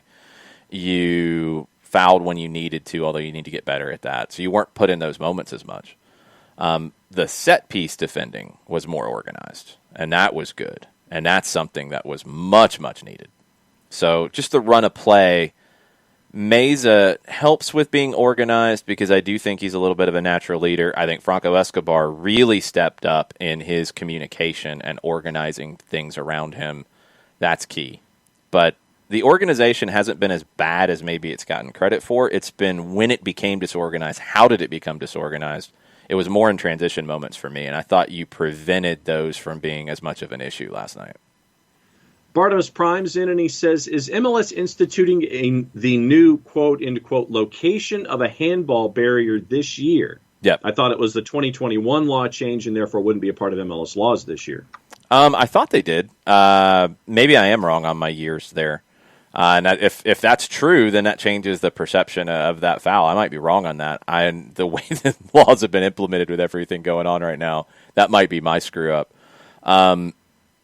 I have to check on Pro with that one, to be honest. MLS has been weird with it because of the way their calendar falls. They oftentimes, when stuff goes in for the European seasons, MLS doesn't add it until the next season. Although then they added VAR in the middle of the season, which was very strange. So they have options to do it. I don't know if Pro went with it going forward this year or not. I'll have to double check that. Even still, I think that one was a little bit of a tough call. But yeah, that's a good question. I'll have to do a little bit of digging on it. I might be. I think you're right. Now that I think about it, I think you're right. Daniel Price. Did anyone else catch the potty mouth from Glassy in the 5th minute of stoppage? No, I didn't, but I'm not surprised. I'm not surprised. The 5th minute of stoppage that I think was supposed to be 4, if I remember right, or it was the 6th minute that was supposed to be 5. He let it go a little bit, and I was about to start yelling out the window or finding a whistle from inside the booth somewhere, but luckily it didn't matter. Tofka wants to know, so what's the replacement for hashtag replacement moratorium? Oh, just talking about individuals like individuals, talking about the way they fit into the team, not who they replace. Por favor. Just that they put it out there. Let's see. Yeah, then we've got folks talking about RIPD, Rise of Taj. Okay. So the Gio Reyna thing was also put on NBC Sports Soccer, and Tafka's asking how reputable is Build, because this transfer makes little sense right now. He'd be crazy to leave BVB for an over-equipped Liverpool right now. Don't let Nathan Pugh hear you say that, Tafka. Build is pretty reputable. Byrne can probably give us a little bit more on the Twitch pitch on this one, but Build is pretty reputable. They're not a total tabloid here. I don't see any way that they would do that this window. Do they do it in a year? Okay, maybe. But in this window? No. I don't see it. I don't see that at all. It wouldn't make any sense. I mean, where would he play at Liverpool? He's going to play more at Dortmund. Yep. Why? Why would you do that? I mean, money, sure, but no. I don't know. I'm not buying it right now. Could it be one for the future? Absolutely. Nathan says, Gio to Liverpool, I'm starting a GoFundMe to help the Reds out. Any donations are much appreciated. Oh, jeez. They don't need a GoFundMe. They're not plucky upstarts. They got cash. Barcelona will give them more money for something stupid. No, Barca doesn't have any money because they already gave it all to Liverpool. Yeah. Joe Boss agrees it was hilarious that Mike called me out for not using salt last night. Oh, it was absolutely hilarious. I was dying laughing at it. So when did this happen? Because obviously, since I didn't hear it, when did this happen? I didn't write it down. I mean, it wasn't that big of a deal, but it did happen at some point in the match, I think in the first half, and I was laughing quite a bit. Okay. You can probably go back and search for your name or your Twitter handle and see the timestamps and work backwards from there, because a lot of people reacted to it. It was very funny. Okay. Patrick Sullivan for his overreaction Thursday hashtag. Hold on. Burned says, Build is a tabloid, but the soccer reporters are reputable and well-informed. Kicker is better, but Build is okay. So, yeah, it's not completely ridiculous if it's coming from Build. It sounds still completely ridiculous, so I think it's something for the future. Yes. So Patrick says, thinking we may need a nickname for our Irish attacking duo of Gallagher and Mulroney. The win last night was just what the doctor ordered. And then also he posts a gif of the Owls are not what they seem. It's true. Let's see if that group gets a nickname. I'm surprised Kevin Egan hasn't given them one already. Yeah, come on. It seems to be in his wheelhouse here. Come on. Come on, Egan. Come on. Snap two. The Colonel's in, and he says, there is no formula for successful managing, but if there were, using all 5 subs would be a part of it. That's his hashtag overreaction Thursday. It depends. I mean, there's games where you're going to use 3 or 4. It does happen. The way the windows fall sometimes, too, and we talked about it with a game earlier this year where Atlanta... I think it was the Meza injury, actually, where Atlanta thought about using a sub at the end of the first half. They held it so they could use it in the halftime window, and it wouldn't take a window away from them. You have to add that to it. Sometimes you can't. Sometimes you do have to make a sub that you'd like to not make, but due to injury, you have to get somebody on, so that takes a window away.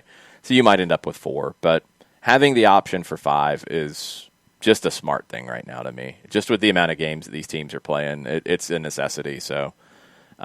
England, don't be silly, please. Yeah, don't be silly. Don't be daft, Premier League. No, don't be daft. I like that. Daft's a great word. Yeah, you can only use it occasionally, though. Yeah. You can't OD on a word like that, because then you sit there. Daft. No, you can't. You use it once in a while to make your point, and it's good emphasis, and then... For we are the BBC News Service.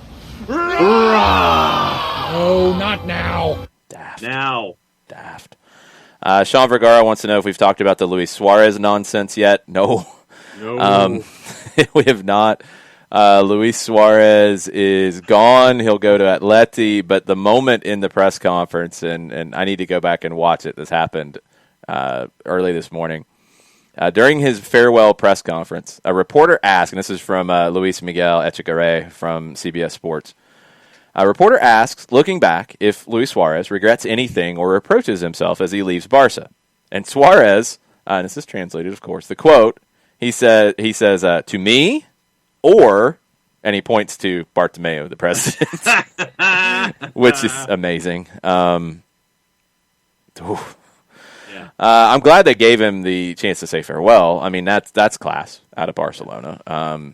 I'm glad they're going to let him go where he wants to go. He deserves that. So good for getting this one right. They have to cut the payroll, and they have to get younger. So they're at least doing this one somewhat right. But yeah, Suarez got a shot in at Bartomeu before he got out the door. That's good stuff.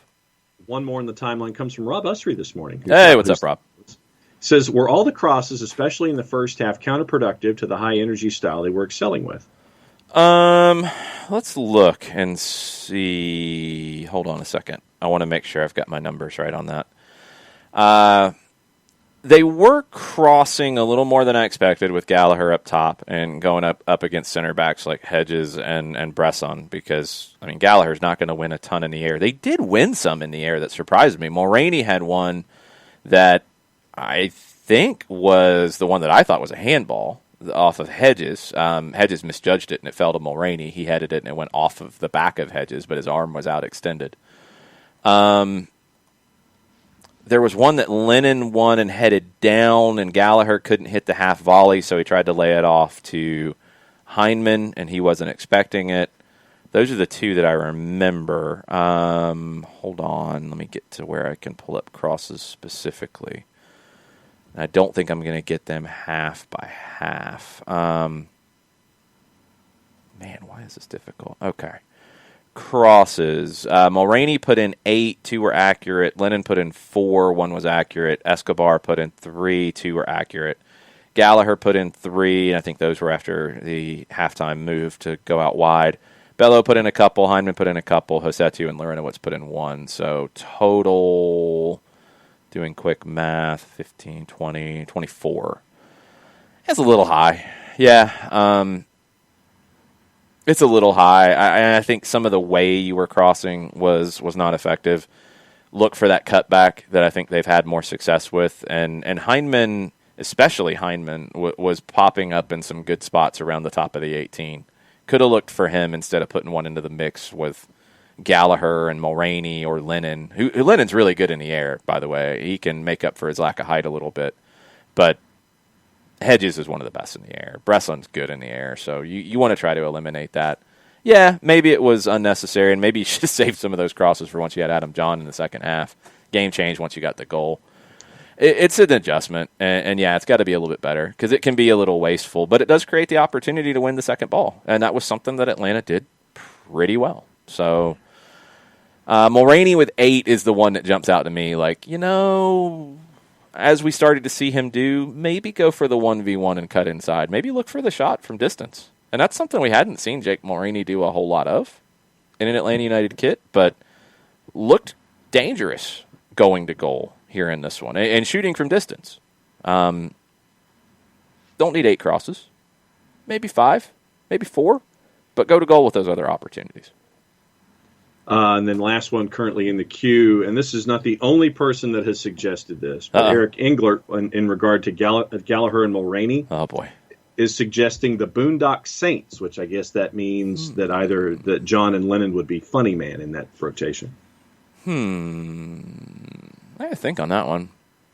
I mean, you guys are going to come up with it, and it's whatever grabs hold with the 17s. So.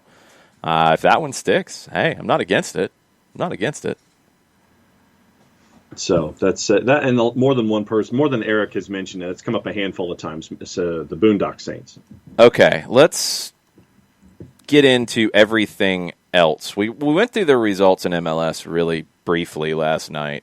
Let's look at the table because it's something we're getting into that time of year that now we need to start keeping up with who's where at this point.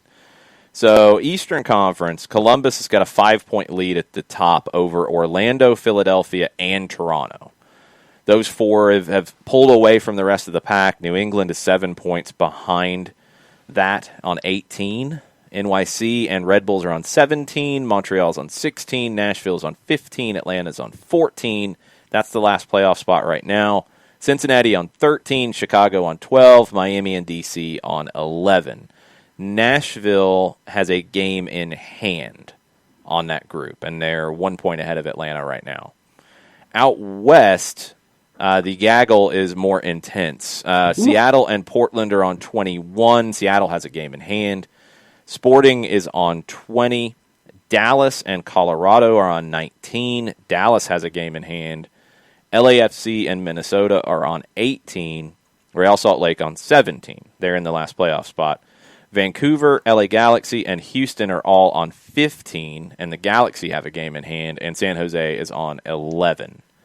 So the 4 best teams in the league right now are in the Eastern Conference by 4 points ahead of the Western Conference leaders, Seattle and Portland.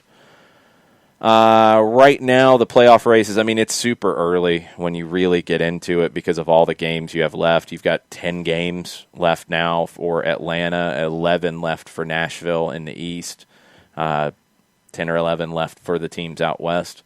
So there's still a long way to go.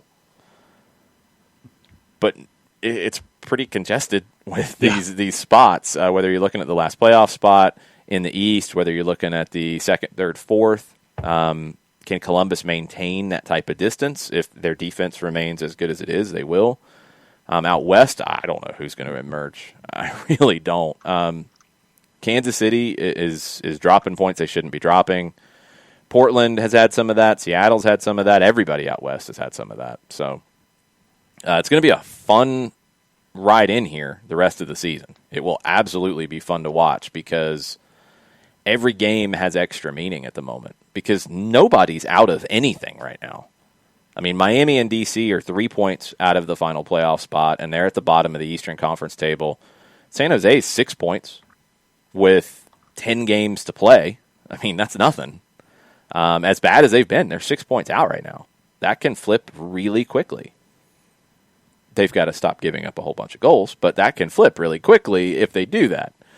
Vancouver, as big as they lost last night, they're only 2 points out of a spot. So it's going to be a wild ride the rest of the way. Yeah, for casual fans outside of Atlanta United looking at things in the East, looking at things in the Western Conference. I mean, LAFC to me, and I'll go further down. You said the top 4, they got problems. LAFC to me is a team that's got problems.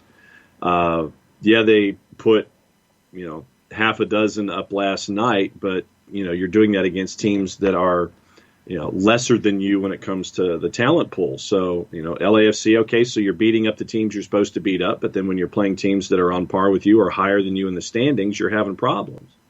So, you look at Colorado. Which Colorado team are you going to get? Minnesota, you don't know. RSL, you don't know. So the West, to me, is a complete and total juggling act when it comes to folks because you got, 4 points separating 1 through 8. Then you've got 6 points in the West separating basically 1 through 11. 6 points. You have a good week, you rocket up the standings. You have a bad week, you go down. I mean, it's going to be a fun run-in for a lot of different reasons. Yeah, it's going to be absolute bonkers trying to follow this and keep up with what's going on in, 10 to 11 games being played over the span of about 6 weeks. Yeah.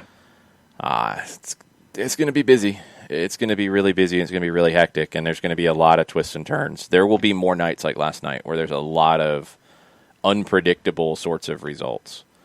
Let's get caught up on the Twitch pitch a little bit, and we'll get caught up on the news of the day.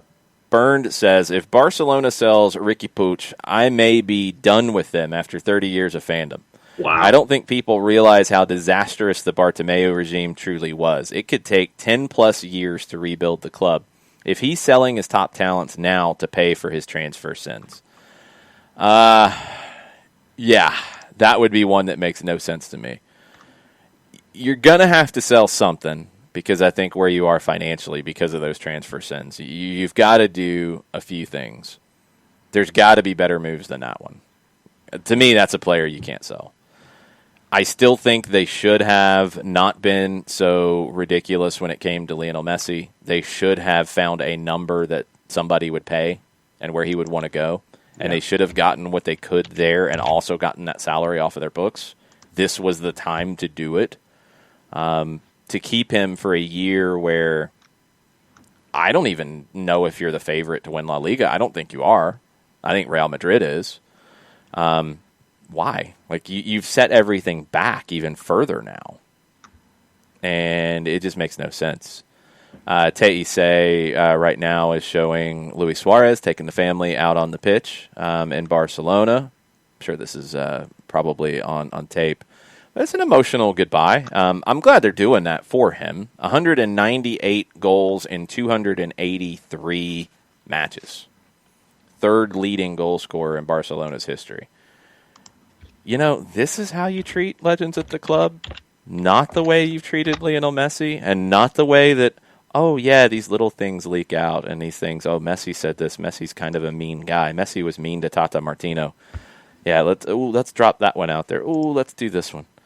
No, you have some class because you're supposed to be a club with class, and you have had class. But that's kind of gone at the moment in some ways. Mm-hmm. Yeah. And it's sad. And yes, it makes Messi sad. And that's where you're at. But I'm with Bernd. If they sell a player like Ricky, like that's another step to dysfunction to me. You can't sell your top up and coming talents like that. If you have somebody that you think isn't going to be a long-term fit for you who is a young talent, okay. He should be the kind of guy that Barcelona just cherishes. Not looking to sell him right now to get a quick check. No, that doesn't make any sense. I don't get it. You guys on the Twitch pitch, you got questions. Let's see it. Let's see what you got. What else we got? Some people are mulling over the Boondock Saints.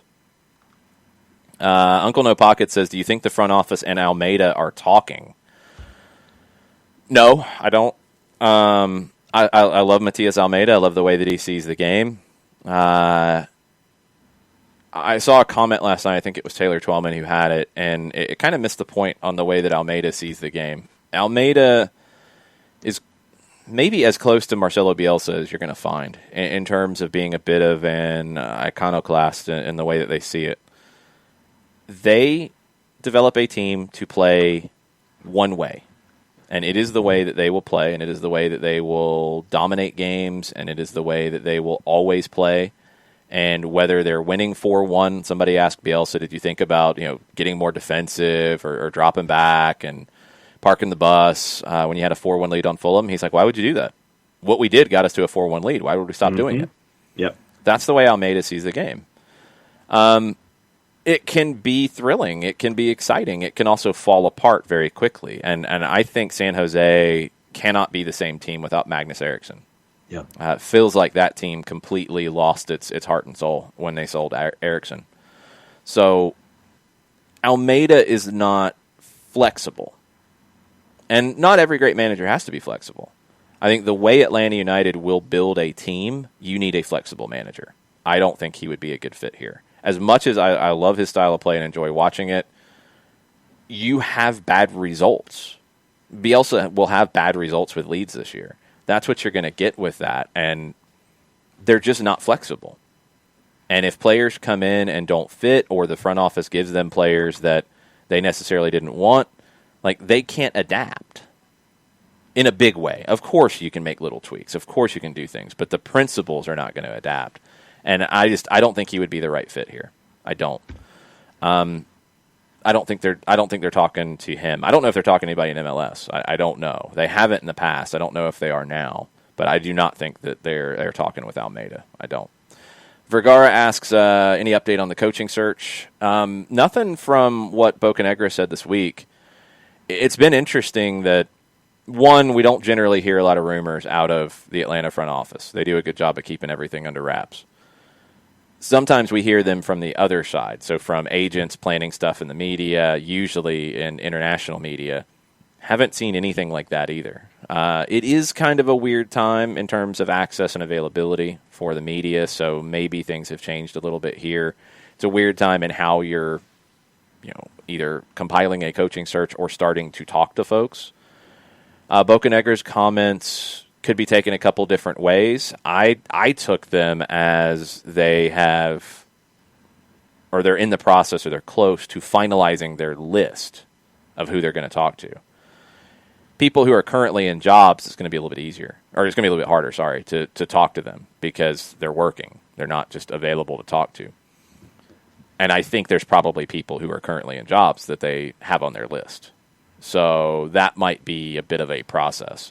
And you've got to prioritize. And if there's somebody in a job right now that you've decided is the perfect fit, okay. If you've got to see what you can do to be able to talk to them and gauge their interest, then that's the process you're in. But I don't know. I didn't take it as their hire is imminent. I took it as the maybe next steps are imminent in terms of talking to folks. That's where I went with. Burns said, I wouldn't be surprised if Montreal drops down. They're not good, talking about the table. Chicago should be above the line, though.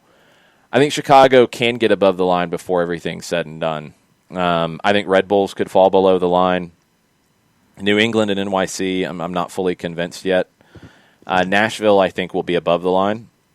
I think Chicago or Miami could go above the line. I think Montreal will fall. I think Red Bulls could fall. If I had to call it today, it would be Red Bulls and Montreal out of the playoffs, and it would be Chicago and Miami in.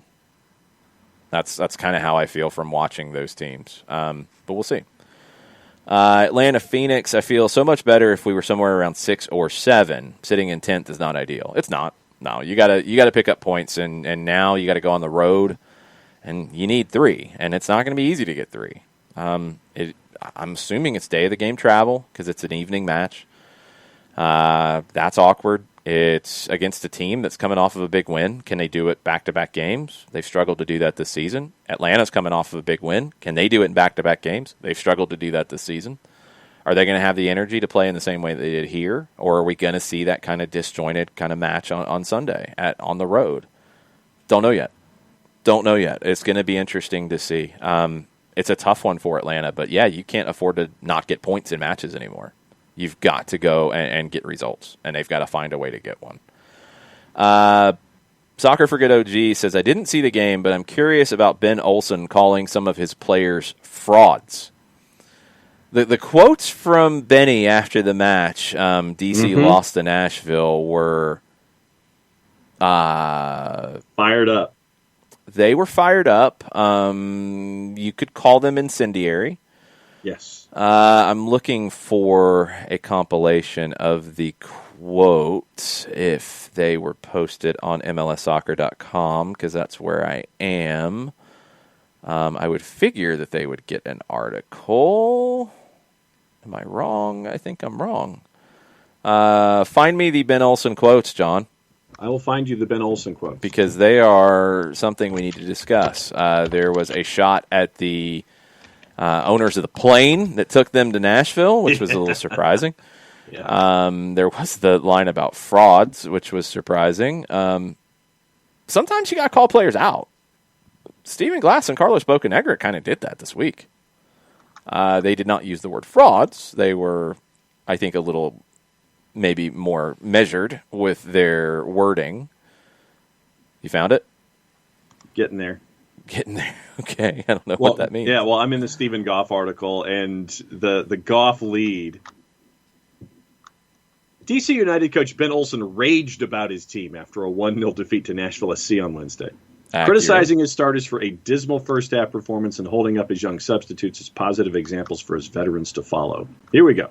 Okay.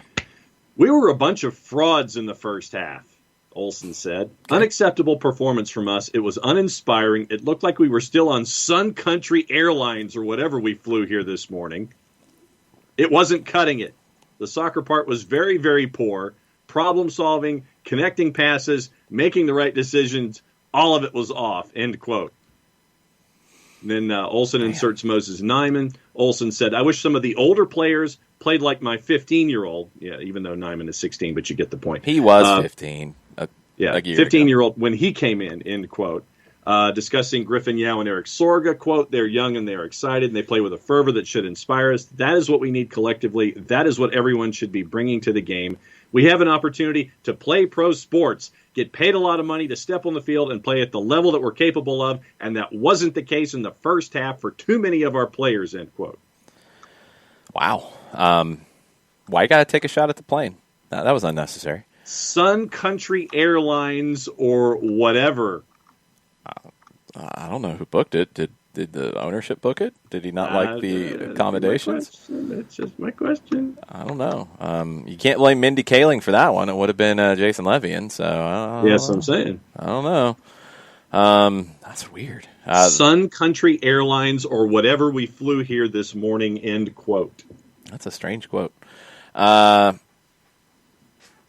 didn't see the game, so I don't know if they were frauds or not. But they've looked pretty bad in games that I have seen recently from DC United. It's sad to see from a club that has been one of the best in the history of this league to be what they've been off and on for the last 10 years, really. Some good moments that have popped up, some big things that have happened, and a lot of bad. They should be better than that. And they should have been better than that this year. I mean, they went out and they got Edinson Flores. They went out and they got Julian Gressel. They went out and they brought Yamil Assad back. They got Ola Kamara last year. You know, this is not a team without talent. And I think that's what Olsen's getting at is, look, in the past you had the excuse of not having talent. He's got talent. He's got players that are, you know, rated well around the league. But they're not performing like it. And is that on him? Is that on them? He's kind of telling you it's on them. He's the one who's going to go. Yeah. Because that's the easiest move first. And he's been there for a long time, and it's never progressed past where it should have been. Now, I think the talent he's had to work with has hampered him. But he's the one who is the easier fix. So he moves on. But is this a roster that can win long term? On paper, you'd think they can win more than they are. And maybe the evaluations of some of these players is not correct. Maybe they're just not. Burns says Jordan Angeli had a good summary of what happened to DC. Olsen's that gritty coach, and they got talented players now, but they're stuck in the middle between grit and skill.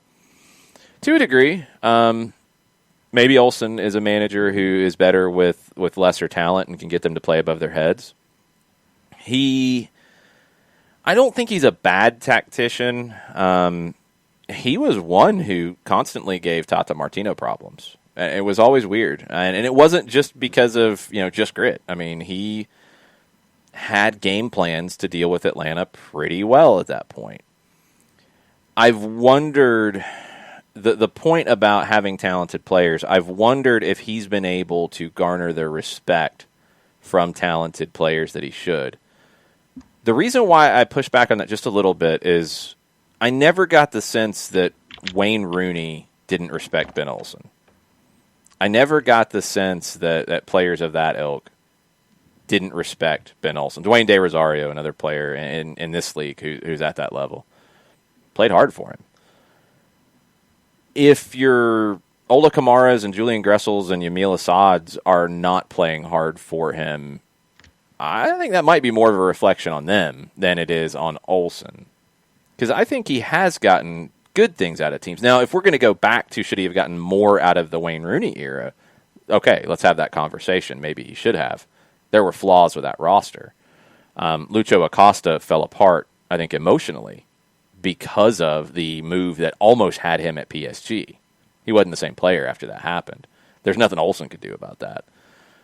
I'm wondering more of, is it players who think they're stars? They're not necessarily stars. And maybe they're the ones that are not looking at Olsen in the same way. I'm taking that from what he's saying here. Yeah. Because this feels like a manager who's frustrated with his players not performing or not following direction or not working hard enough. We'll see. He's the one who's going to go. Yeah. I think his time is up at the end of the season. What is DC going to do? Who knows? Are they going to get anything better?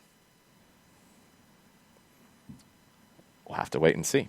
They're going to have to commit to building a better team because that's the issue. You can put whoever you want there.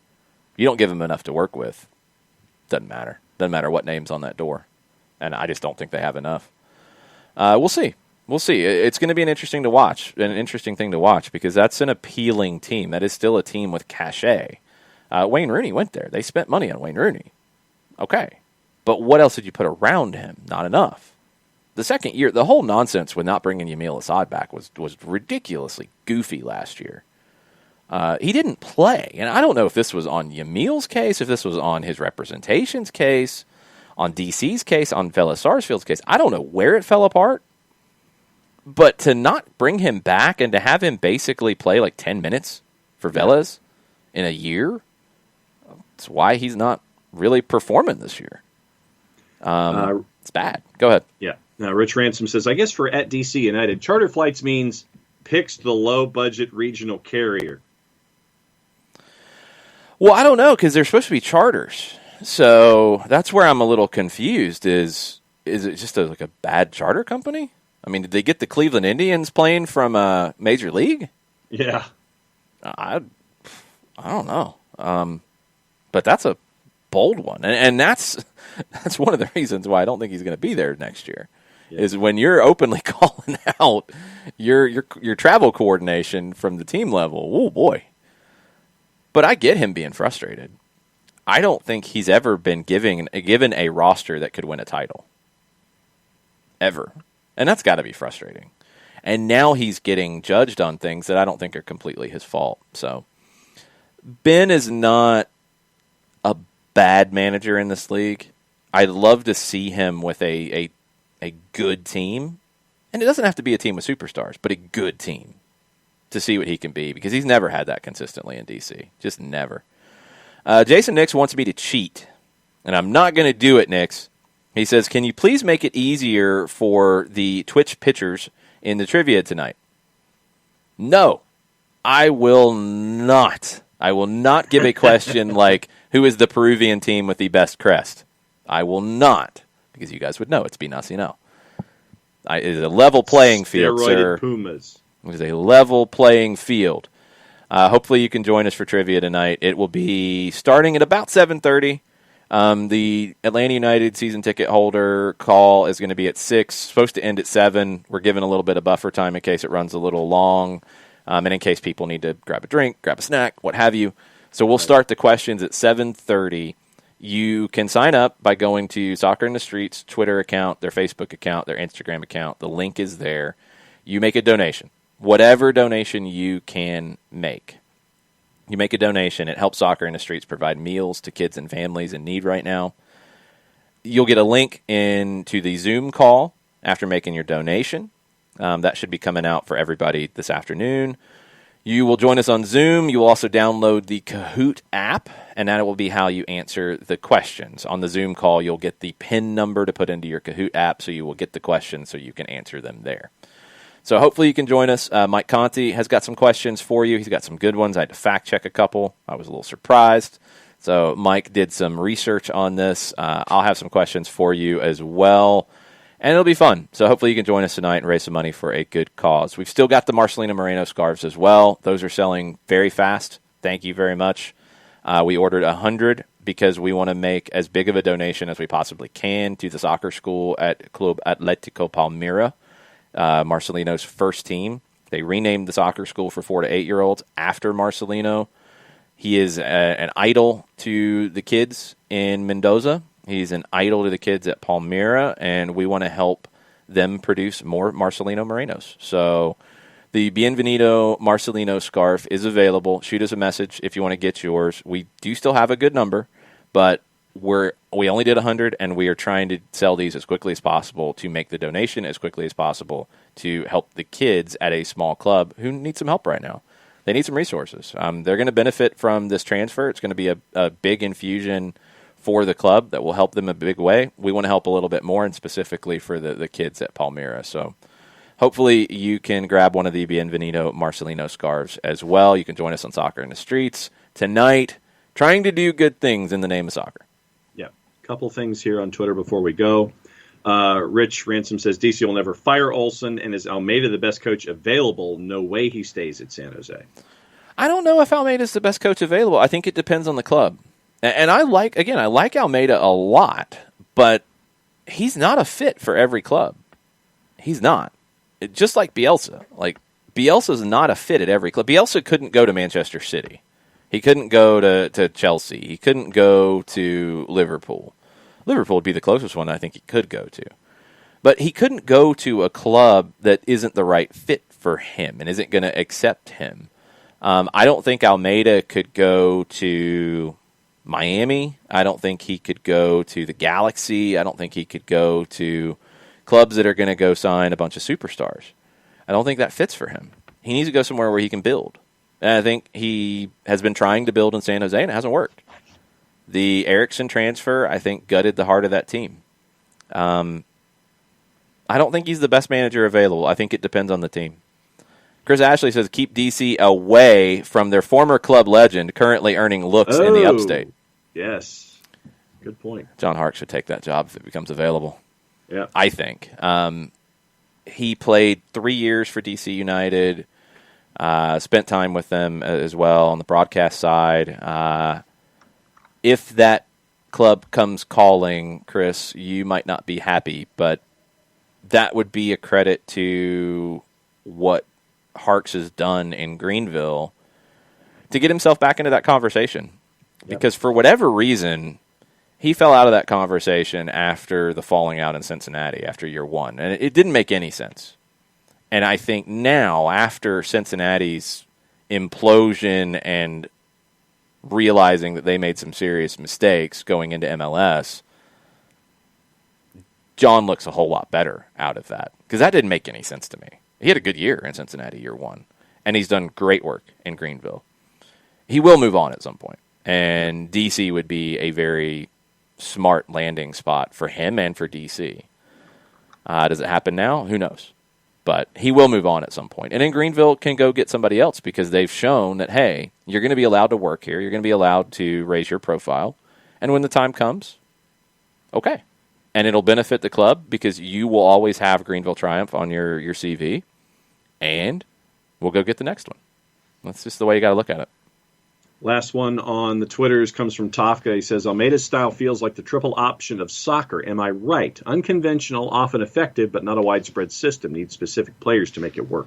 Yeah, and that's what's hard about it is you're signing players differently in a club like that. So it's just not a fit for everybody. Abby is also casting aspersions, and I have to push back on this on the trivia. The way the trivia works, and this needs to be understood for everybody. When the questions come up, the faster you get it correct, the more points you get. Can people look it up if they can look it up within the 15 seconds, 20 seconds, however long they have to answer it? I think it's 15. If they're really fast, John couldn't, for example, because he can't type fast enough. That's why I just went ahead and donated, and I'm not going to participate. Well, you can participate, just guess. But you're not going to have time to look it up. No, so the people who are if it's not on camera or something, like you don't have time to look it up. If you do, you're not going to get maximum points. So you're going to get just a little bit of points by the time you get the answer. So no, the way it's set up, we got it. It's all about the intelligence level and a broad range of intelligence. We are not asking about Brunswick stew, Chris Berry. That is not happening. Oh, heartbreaker. Man, I'd have not happening. No, you still would have missed it because you're still incorrect on it. Abby shares Manchester United just announcing losing over £75 million in the last 6 months. Yeah. Yep. Those announcements are going to start to come far more often now because you're getting to the end of financial years, and I mean these are real things, and clubs are going to have to figure this stuff out in a big way. Zlatan Ibrahimovic has come out and made a statement about his coronavirus situation. Reading the tweet from Zlatan, I tested negative to COVID yesterday and positive today. No symptoms whatsoever. COVID had the courage to challenge me. Bad idea. Of course. Of course. Good time, Zlatan. Thank you for that. AFC Champions League update. Al Nassr and Al Ain are going at it match day 6 of 6. Pity Martinez is in the starting 11 for Al Nassr today. They are scoreless in the 8th minute. Okay. Ricky Ricardo says, why do you think Pochettino is still hanging around? It just hasn't fell for him right now. I like the Leeds gambit. I like that idea. Yeah, I mean, that's a long-term thing, but that would mean he's still available. somebody's going to have a bad start to the season. I mean, somebody. West Ham. West Ham. Why would he go to West Ham? That's what I'm saying. Why? No, why would? No, that's not what you're saying. I don't care. You West said Ham. He's going to have a bad start. Talking about Pochettino. Go 0-7. If I'm Mauricio Pochettino, there's no way in hell I'd go to West Ham. Then why'd you even bring it up? You said bad start. I said West Ham because they're going to be 0-7. I'm gonna throw my hat in a second. I said bad start in the context of Pochettino. He's not going to West Ham. No, he's West not. Ham could have a bad start. Wrexham could have a bad start. Brentford could have a bad start. Doesn't matter. Pochettino at a Ryan Reynolds owned Wrexham. Sure, why not? It's more likely than West Ham. Sorry, West Ham fans, I apologize, but Pochettino's not coming. No. Pochettino is waiting for a club that he would want to go to have a bad start. Is that better? Do you understand? Okay. Yeah. Could that be Dortmund? Probably not. Could that be Real Madrid? Probably not. Could that be Chelsea? No, you wouldn't go there. No. And they're not going to move on that fast. No. That's the thing. That's what's interesting about it when you start going through it. And Ricky asked, why is he still hanging around? I don't know if the level of club that he would want has become available yet. And I don't know if it will. I'm thinking maybe Inter could be the one. Because Conte has already acted like he's not happy coming into the season. Now, of course, everything is fine now, but he hasn't been happy. Could Inter get off to a bad start? Yes. Could AC Milan get off to a bad start? So far, not yet, but could they? Maybe. I think Italy is where he'll end up, because I think the likelihood of a club big enough that would be appealing to him getting off to a bad start is the highest there. So my money's on Italy, and I think he's waiting on the right spot. Let's see. Wait, Carabao Cup, that's the gummy bear, right? Or is that the other one? The Carabao Cup's the gummy bear. The FA Cup is not the gummy bear. Well, because we got the EFL and the Carabao. What? The Carabao Cup. It's the Carabao Cup and the FA Cup. What are you talking about? Okay. You're confusing me now. Manchester City and Bournemouth, they're playing 2:30, and Lincoln City and Liverpool at 2:40 today. And Liverpool should play the kids, because you can't play 3 games and 4 games a week. It's ridiculous. No. A couple of other things. Ragamuffin, I do not see Pochettino at Atlanta United. It would be an amazing hire if it happened. I think he will wait it out for a club at the level he's wanting. I really, truly do. And I think that'll be in Italy. I just don't know if there's another one where he's a good fit that will become available. I think it'll be Italy. I don't think it'll be Atlanta United. If he gets the itch and he hasn't found anything by December, maybe it's a different conversation. I don't think that'll happen. I think he'll end up in a job in Italy before the end of the year. That's my gut feeling at this point on September 24th. Burns says, I think sports clubs were hoping to be at 50% capacity soon, talking about the losses at Manchester United. But that's probably not going to happen soon. I worry about the financial effects of that. I do too. I do too in a big way. They're going to have to figure something out. And does that mean that you're going to see some clubs maybe sell players here in the next couple of weeks before the window closes that you wouldn't have expected? It could be. It's not good, because, no, I don't expect to see 50% capacity before the end of the year. And I don't even know how far into 21 you're going to see it. You need it if your teams. I mean, we talked about it with Atlanta United getting to 17,000. Are you going to make your money back doing that? No, you won't. If you break even, you're probably pretty happy with it, because you're going to have to increase the amount of costs that you would normally deal with to have a 17,000 crowd to do it safely. And I'd assume that's kind of the magic number, both for safety, but also in terms of making it at least and not losing a lot of money to do it. Yeah. You've got to push past that to get to where you're making any money. And it's not going to happen anytime soon. In this country, I don't think it's going to happen in Germany anytime soon. And they've pushed a little bit ahead of everybody. It's not going to happen in England. They scrapped the first step.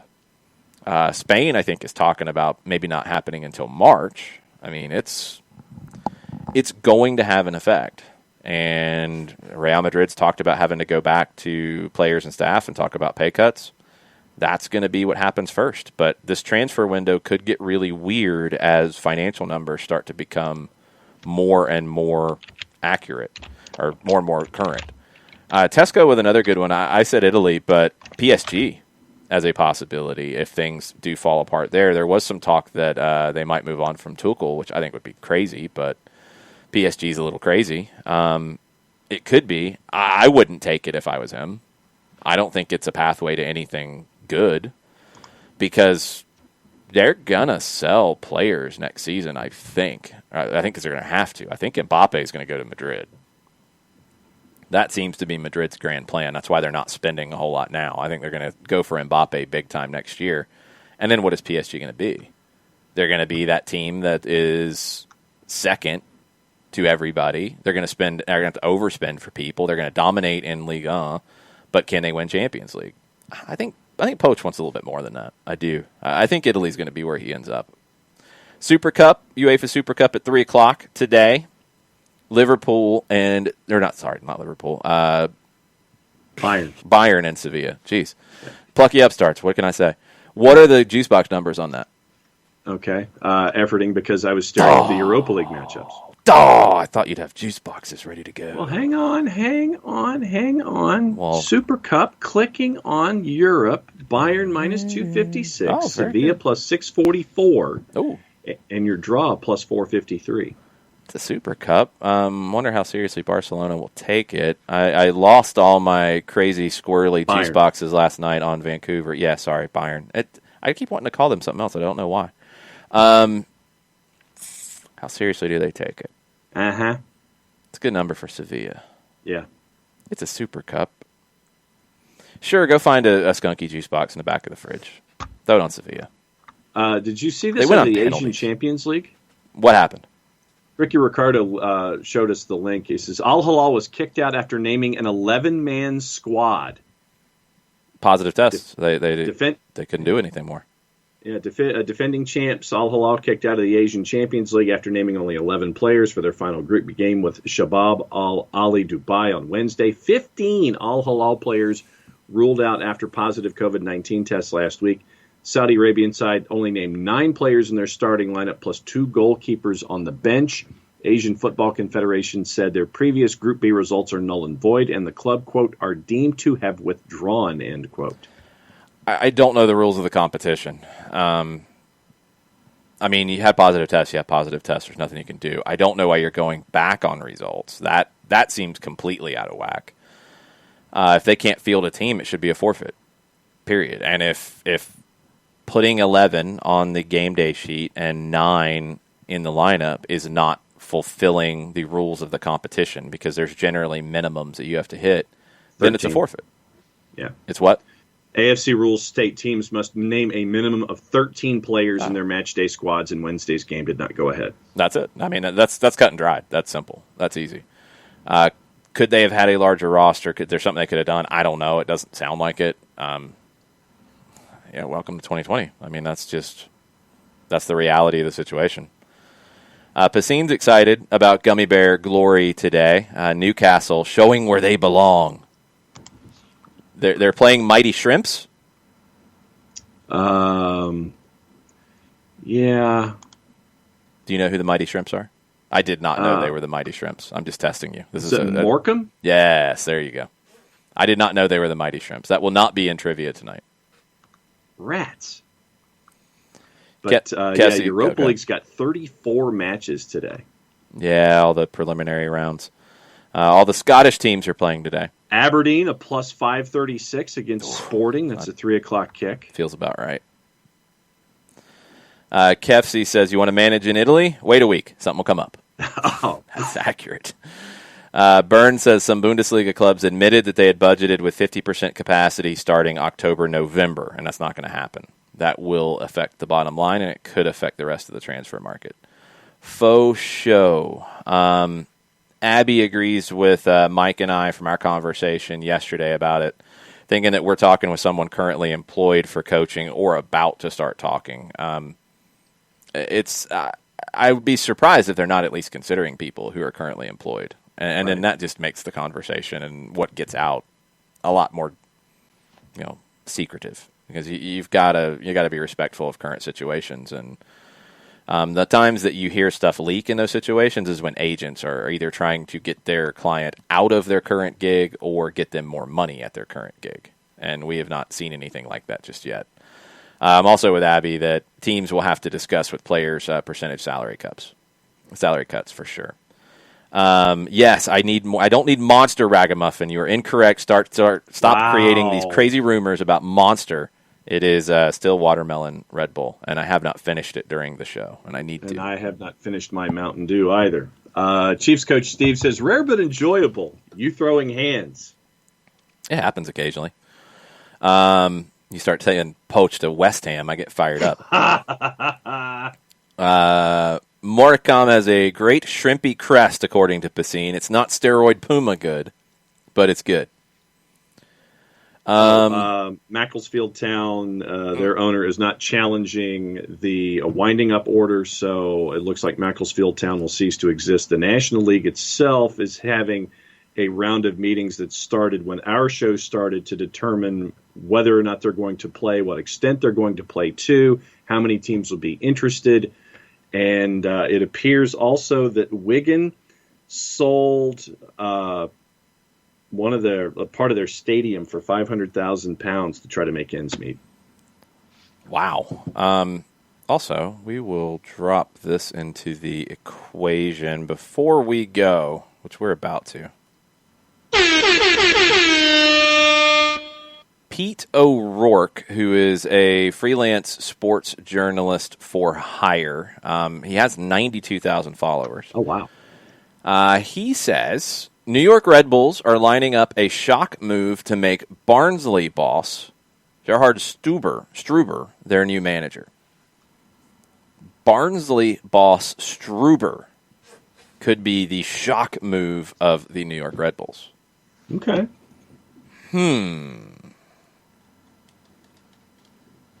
Now I'm intrigued. Let's see. Appointed in November of 19 at Barnsley. Was previously at Wolfsburg. Is that correct? No. Austria. Wolfsberger. There we go. Had been in the youth at Red Bull Salzburg. Huh. That's a really interesting one. He got them to stay up at Barnsley in the championship. That was helped by Wigan, though. Yes. In a big way. Yeah. Because they would have went down if Wigan hadn't had the penalty, right? Yeah. That is correct. Wow. I mean, the time with Red Bull Salzburg is the link here to go to the New York Red Bulls. He managed, it appears, from a quick glance, the U15s, U16s, U19s with Red Bull Salzburg. Yeah,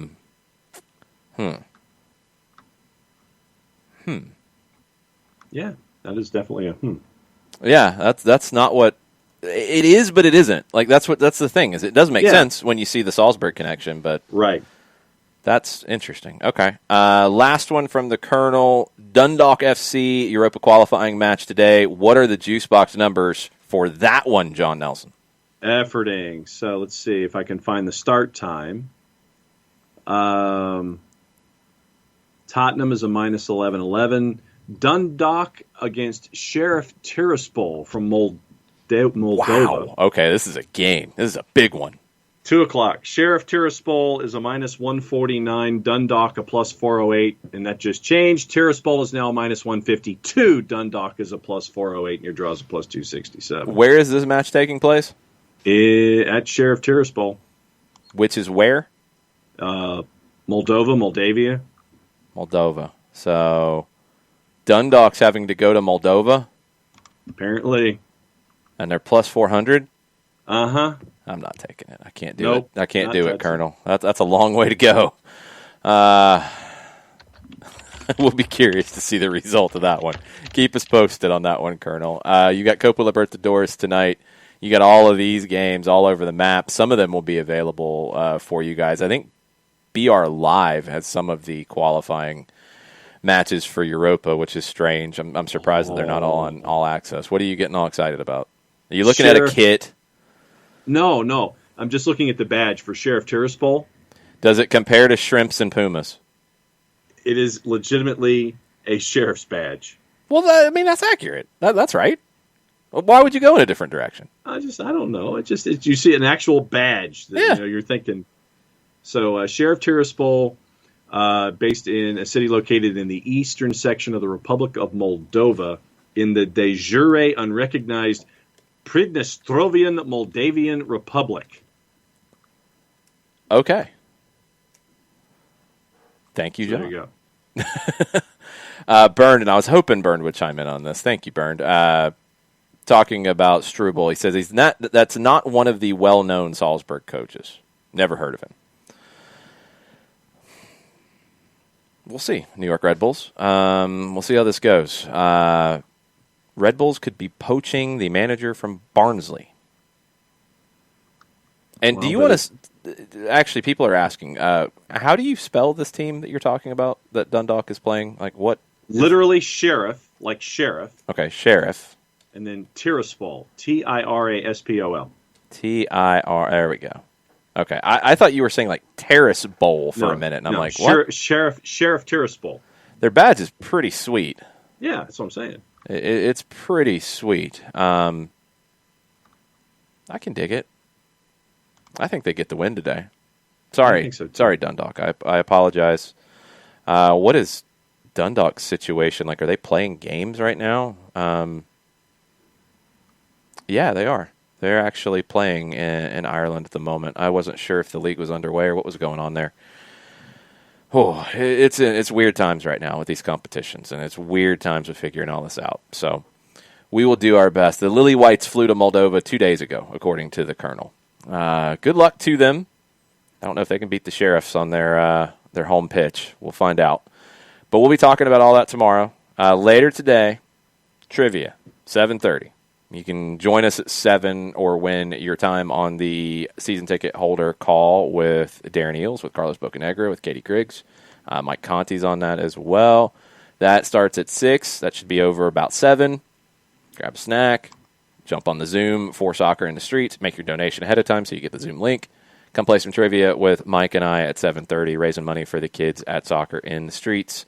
Thanks, y'all. It was a fun overreaction Thursday. It had lots of reactions. I am going to go eat lunch now because it was a long night last night and an early morning this morning, and now I'm going to recover before trivia. So I got to come up with some good questions for you guys, too. I got some good ones, but I need to come up with a few.